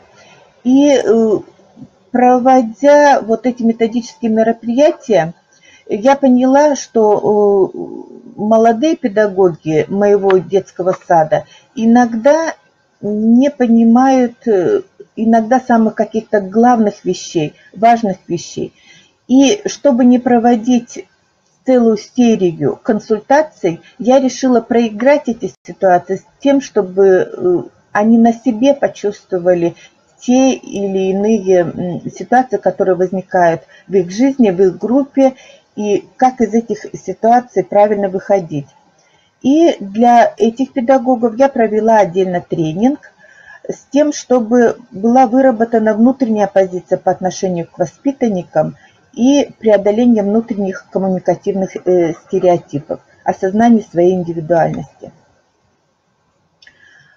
как обычно, то есть это было приветствие и напоминало правила работы в группе. Следующее упражнение было работа в парах. В течение 1 минуты каждый рассказывает о себе партнеру, о своих сильных сторонах, о своих положительных качествах, а затем представляет своего партнера группе. То есть здесь надо было не только слушать, но и слышать, и суметь рассказать о своем партнере другим. И обязательно было обсуждение, какие чувства вызвало задание, понадобилась ли помощь партнера, заметили ли за собой желание говорить о своих достоинствах, отталкиваясь от отсутствия недостатков. Следующее задание было – это сформулировать качество идеального воспитателя. Так как эти педагоги работают в детском саду еще недавно, они должны представлять, к какому идеалу стремиться. И для этого был проведен мозговой штурм. После прошло обсуждение, какие чувства испытывал педагог, когда услышал собственные сильные стороны в общем портрете. И задумывались ли они раньше о влиянии этих личных сторон своей личности на воспитание конкретных сторон личности ребенка. Далее было упражнение подкрепления. Очень важно понимать, что ребенку всегда и во всех ситуациях нужно положительное подкрепление. И это легче всего усвоить в игре. Поэтому 2 участника вышли за дверь, а оставшиеся участники задумали предмет и место, куда надо этот предмет перенести. Ни сам предмет, ни место, куда перенести не называется, а ответы носят расплывчатый характер. Задача группы – первому игроку давать отрицательное подкрепление, критика его действий, а второму участнику давать только положительное подкрепление его действий и слов. И затем 2 других участника выходят за дверь и так далее. И затем обсуждается, как чувствовали себя в своей роли, какие чувства вызвала у вас реакция вашей группы, как вы чувствуете себя сейчас и какие выводы можно сделать из этого упражнения. Надо предупредить, что это упражнение надо проводить, конечно, очень аккуратно. И выбирать участника, которому дают критику и отрицательное подкрепление, выбирать все-таки так, чтобы из тех, кто не очень обидчив. Потому что вот в обратной связи, когда мы обсуждали, воспитатель говорила: я просто не понимала, чем я им не нравлюсь, почему они ко мне так относятся, что я такого делаю не так. И в то же время второй воспитатель, который даже делал что-то неправильно и не находил предмет, но когда его давали: какой ты молодец, ты все правильно делаешь, ощущения были совершенно разные. И когда все это обсудили, я думаю, что это закрепится уже на подсознательном уровне, то, что именно положительное подкрепление очень важно, как для взрослого и тем более ребенку. Игровая ситуация мама и ребенок, работа в парах. Осознавать, как позиция взрослого влияет на качество общения. Один участник встает на стул, другой участник опускается на коленки или садится на корточки, и задание разыграть любую придуманную сценку общения мамы со своим ребенком. Затем участники меняются местами, и ощущения, какие были в роли мамы, какие ощущения в роли ребенка. И вы знаете, казалось бы, очевидные вещи, но те, которые были детьми, первый раз были в роли детей, они говорят: ой, как оказывается трудно смотреть наверх, устает шея, нужно тянуться. И я думаю, опять же, и не надо объяснять затем, что воспитатель общается на уровне глаз ребенка. Это упражнение, опять же, оно откладывается очень сильно на эмоциональном фоне. Упражнение фигуры. Очень часто, особенно молодые педагоги говорят: вот я все объяснила детям, а вот результат получился совсем не такой, какой я хотела. И вот для того, чтобы осознавать необходимость четко формулировать свои задания, опять же понять, насколько ты умеешь четко формулировать эти задания, предлагалось такое задание. Одному из педагогов предлагался рисунок, И затем он диктует всем остальным, что рисовать и как расположены геометрические фигуры. То есть не показывает, а только словесная инструкция. И затем сравнивается результат каждого с образцом. И обсуждение, получилось или нет, почему. Ну вот, к примеру, такая фигура. И получается, что до смеха доходит, когда они понимают, что простые вещи они не могут донести до своих коллег. И у каждого из своих коллег получается абсолютно другой рисунок, но и никак не соответствующий образцу. Это говорит о том, что нужно очень четко продумывать свою речь, продумывать задания, прежде чем их озвучивать перед детьми. Упражнение позиции общения. Здесь, конечно же, в первую очередь о том, как воспитатель разговаривает со своим помощником воспитателя, как воспитатель строит общение с родителями. Но это мы немножко вынесли и проиграли, как будто это начальник жестко приказывает подчиненному, и начальник объясняет подчиненному о необходимости срочной уборки в группе. И опять же обсуждение, какие ощущения, какое общение было более продуктивным. И закончили мы этот тренинг для молодых педагогов «Упражнение «Я успешна». У каждого в жизни бывают ситуации, когда опускаются руки, бывают приступы хандры, забывается все хорошее, а ведь каждому из нас есть чем гордиться. И я предложила заполнить такую таблицу: мои таланты и способности в любой области и мои достижения в любой области. Когда эта таблица была заполнена, я предложила, чтобы эта таблица была под руками, и чтобы в трудные моменты сомнений они заглядывали в эту свою таблицу, читали ее, смотрели, а может быть еще и дополняли. Почему тренинги? Почему игра? Ну, потому что именно в игре все равны. И стажисты, и молодые педагоги, они все на равных. Кроме того, в игре все успешны. Там нет правильно, неправильно. Что-то не получилось, ну и ладно, в следующий раз получится. В игре снимается напряжение и страх неудачи. В игре формируется, когда мы вместе, нам хорошо, радостно, весело, все получится. И вот я вижу вот тут в комментариях, что старший воспитатель, практикующий психолог. Да, у нас детский сад маленький, 7 групп, и в штате у нас психолога нет. И ну вот так получается, что нужно брать на себя какие-то функции. Вообще игровые технологии использую постоянно на педагогических советах, планерках, семинарах. Обязательно создаю положительный эмоциональный настрой. И очень важно, иногда правильно подобранная игра или упражнение, правильно подобранная иллюстрация может заменить целую консультацию. И я хочу вам предложить вот такую картинку.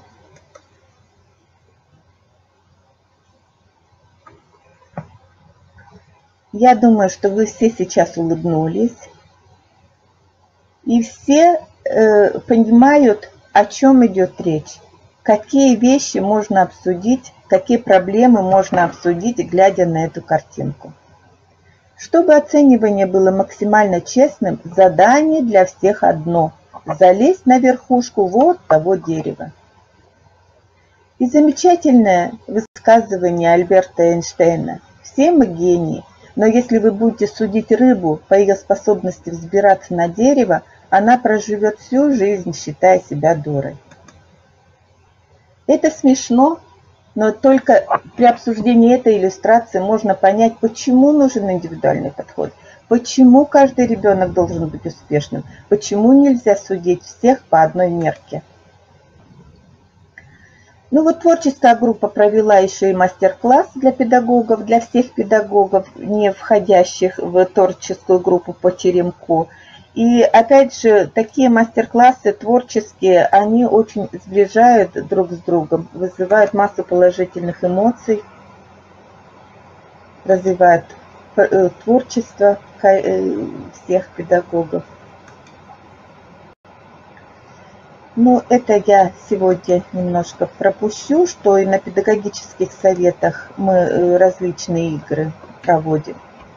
Ну и как итог, бережное, внимательное отношение к каждому педагогу, признание его успехов, поддержка его в трудных ситуациях дает воспитателю уверенность в своих силах, снимает психологическое напряжение. Надо сказать, что именно вот это доверие, которое вначале через тренинги, затем, когда видят, что коллеги, как администрация поддерживает, видят успехи каждого, когда двери кабинета у нас открыты, и мы всегда готовы для сотрудничества, всегда готовы выслушать педагога, то снимается вот это эмоциональное напряжение. Каждый педагог, все мы имеем свои особенности, свой цвет, интересный, яркий, неповторимый. Но только когда мы все вместе, получается радуга, которая радует, вдохновляет, вызывает восторг не только у нас, но и с тем, с кем мы работаем, с детьми, с родителями. Только когда мы все вместе, только тогда у нас все получится. Это наш коллектив. Мы будем рады пригласить к нам в гости.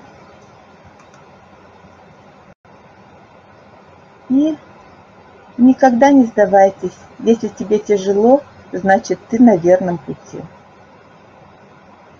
Спасибо всем за внимание. Спасибо и огромное. жду ваших вопросов. Ирина Владимировна, спасибо вам огромное. Я думаю, что мы вас не видим, но вы видите, по крайней мере, меня, да? Вы же видите на экране сейчас? Вижу, да.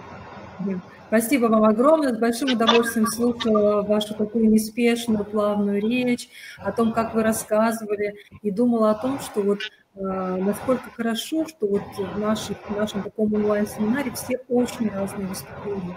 Лично вы уже дали, знаете, такие инструменты прямо. То есть вот как можно, например, сделать так, как можно провести тренинги на сплочение коллектива, потому что вы это прошли, и вы явно увидели, что в этом есть результат. Я думаю, что наши коллеги, они непременно воспользуются вашими такими рецептами. Еще знаете, о чем я думала? Поскольку знаю вас, знаю Ольгу Владимировну, я еще подумала о том, что насколько вы деликатно относитесь к своим педагогам. Именно вот слово почему-то у меня к вам деликатно. То есть не принуждая, не заставляя, не как-то, знаете, возвышая или вознижая. Именно вот такое вот очень бережное и деликатное отношение. Спасибо вам огромное за отдельные картинки. Они были замечательными, совершенно замечательными. Поэтому я думаю, что запись у нас этого онлайн-семинара, она будет размещена на нашем канале, на YouTube-канале нашего института. Поэтому, кому интересно, потом можете прям смотреть эти вещи. Ирина Владимировна, у меня к вам, знаете, какой вопрос? Один. Вот смотрите, вы честно говорили и очень хорошо говорили о том, что к инновационной деятельности вы не подошли готовой командой, да? А что команда, она именно формируется вот сейчас, когда детский сад находится в таком статусе, и это здорово. Я хочу спросить вас, смотрите, у вас одна группа, которая апробирует новую программу, все остальные группы, они не занимаются, так сказать, инновационной деятельностью.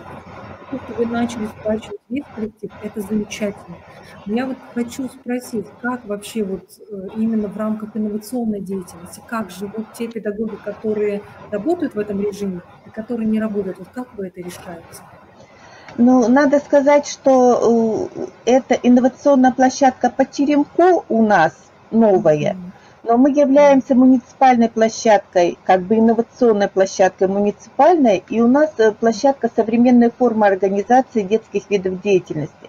Поэтому надо сказать, что существуют разные творческие группы, и сплочение коллектива здесь встает в любом случае, потому что любая инновация, она требует с тем, чтобы мы друг друга понимали и чтобы принимали друг друга со своими особенностями, со своими сильными и слабыми сторонами.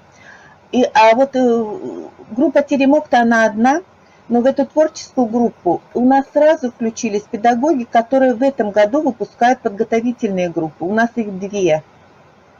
И они уже в этом году, они знакомились с программой, Они вместе с Верой Григорьевной обсуждали какие-то там темы занятий, планирование. Все вместе мы изменили развивающую среду в группе. И вот когда вы приезжали, и сейчас это совершенно две разные группы, потому что мы освободили пространство, мы вас услышали, мы освободили пространство, мы сделали именно группу мальчиковая, очень много пространства для игр с конструированием. Мы убрали вообще все двери со шкафчиков, то есть все доступно детям. Сделали множество игр на сенсорику, но это все было вместе, как бы проблемно, вот эта творческая группа. И в то же время, я говорю, вот эта творческая группа, она заинтересовалась вот той же самой арт-методикой «Шифоновая радуга», которая там промелькнула, да, на фотографиях.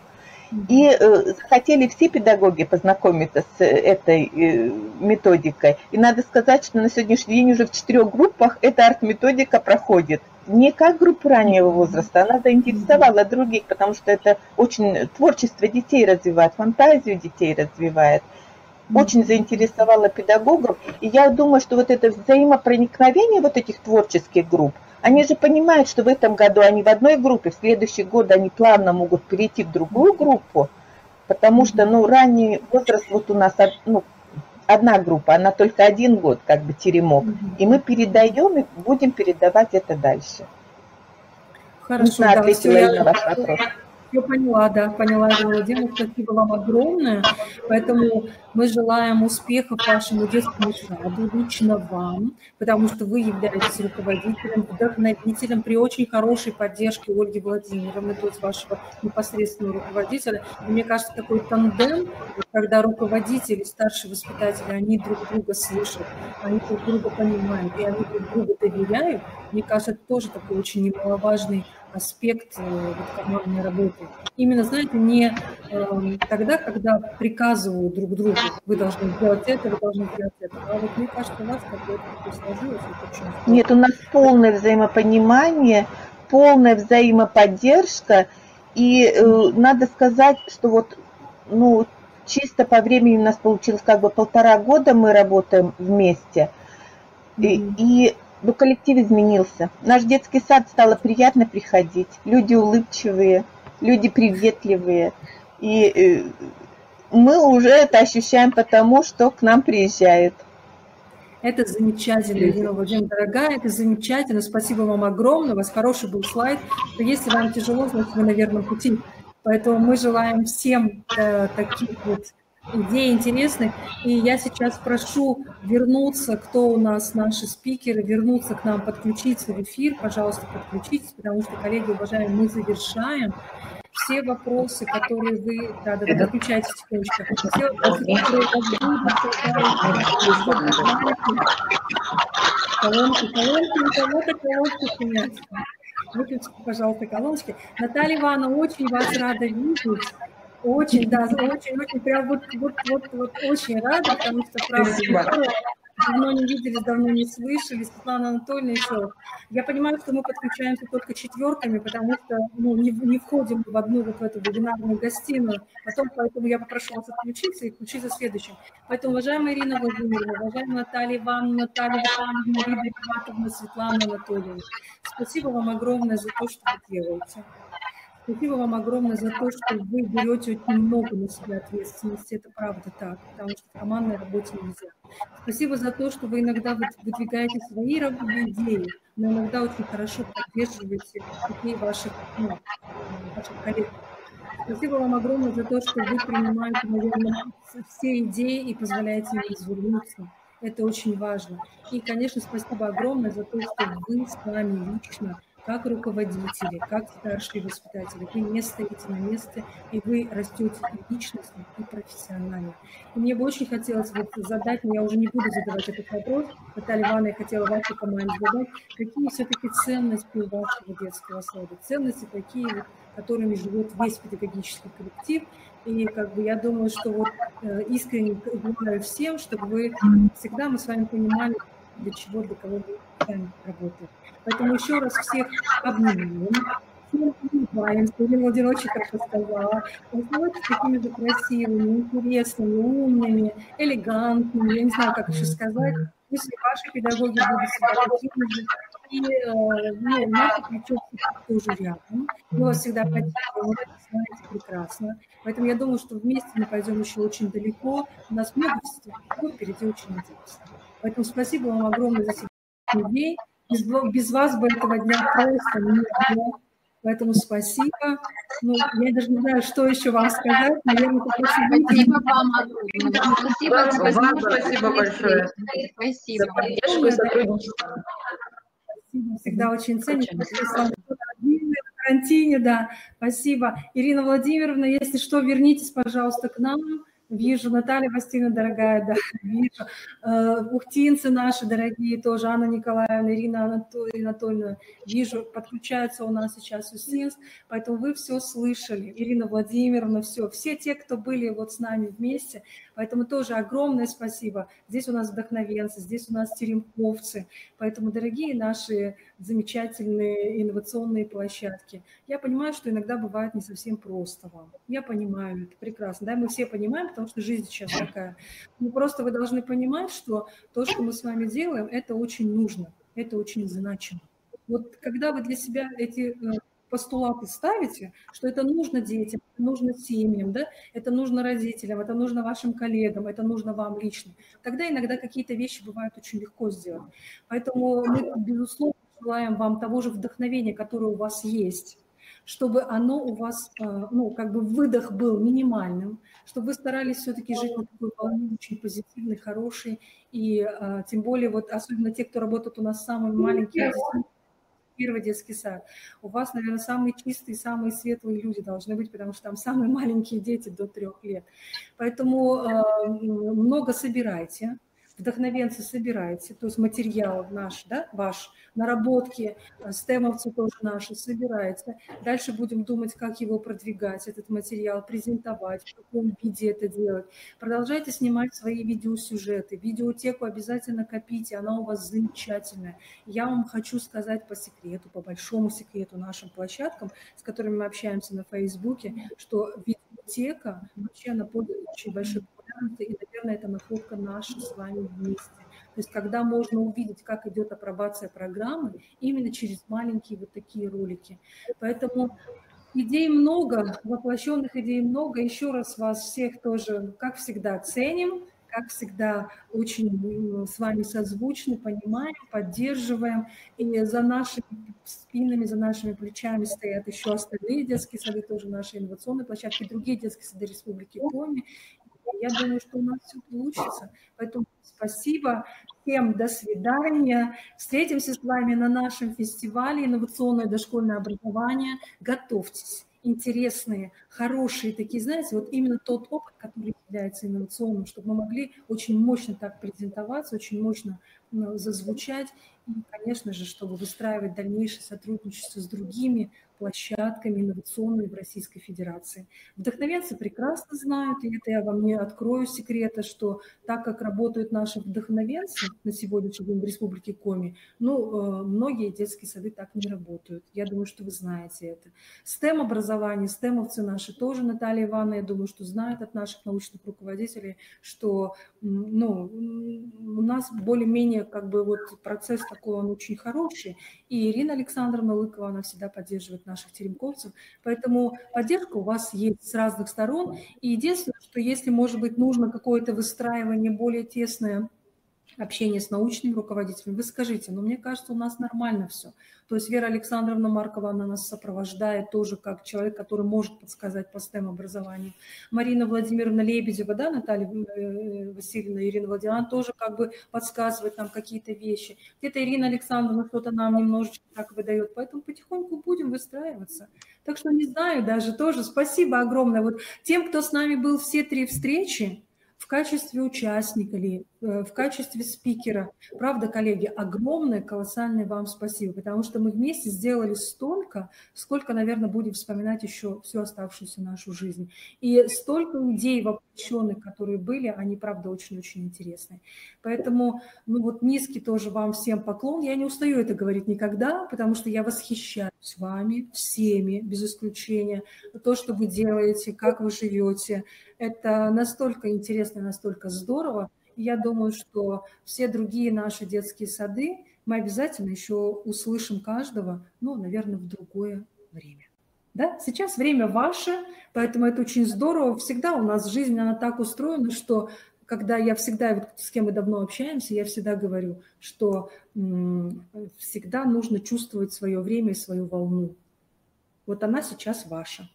Поэтому все, что вы сейчас делаете, это ваш как бы такой очень успешный период жизни, и пусть он продлится очень долго. Поэтому читайте комментарии, читайте, если вопросы какие-то есть, коллеги, кто-то хочет ответить, отвечайте что-то. Ну, может быть, Наталья Васильевна, какие-то вопросы были к вам адресованы. Коллеги из Ухты, что-то есть вот здесь сбоку в чате.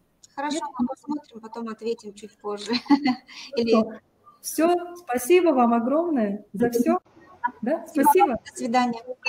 Спасибо вам огромное. До свидания, уважаемые коллеги. Мы завершаем. Наша запись этого онлайн-семинара также будет на сайте нашего института. Мы сделаем обязательно публикацию и разместим публикацию у нас в нашей официальной группе на Фейсбуке. Поэтому, пожалуйста, присоединяйтесь, спрашивайте, я не знаю, как-то включайтесь. И с 25 мая мы стартуем на нашем онлайн-фестивале, где будет много всего интересного. Это мы вам гарантируем. Поэтому всем пожелания только добра, профессиональной радости, такого внимательного, заботливого, бережного отношения друг к другу, и у вас обязательно все получится, потому что иначе быть не может. И когда вы чувствуете плечо друг друга, когда есть возможность обсуждать какие-то профессиональные задачи с теми, кто с вами рядом, я думаю, что обязательно все получится. Поэтому утром, вечером вот тот рецепт, который был у нас сказан, такого положительного, позитивного отношения друг к другу, я думаю, что применяйте. Все. Всем спасибо, Ирина Владимировна, дорогая, спасибо и вам. Вижу, что вы... До свидания. Да, до свидания. Все, тихонечко отключаемся, выходим из вебинара. До свидания, коллеги. Спасибо. Спасибо большое. До свидания.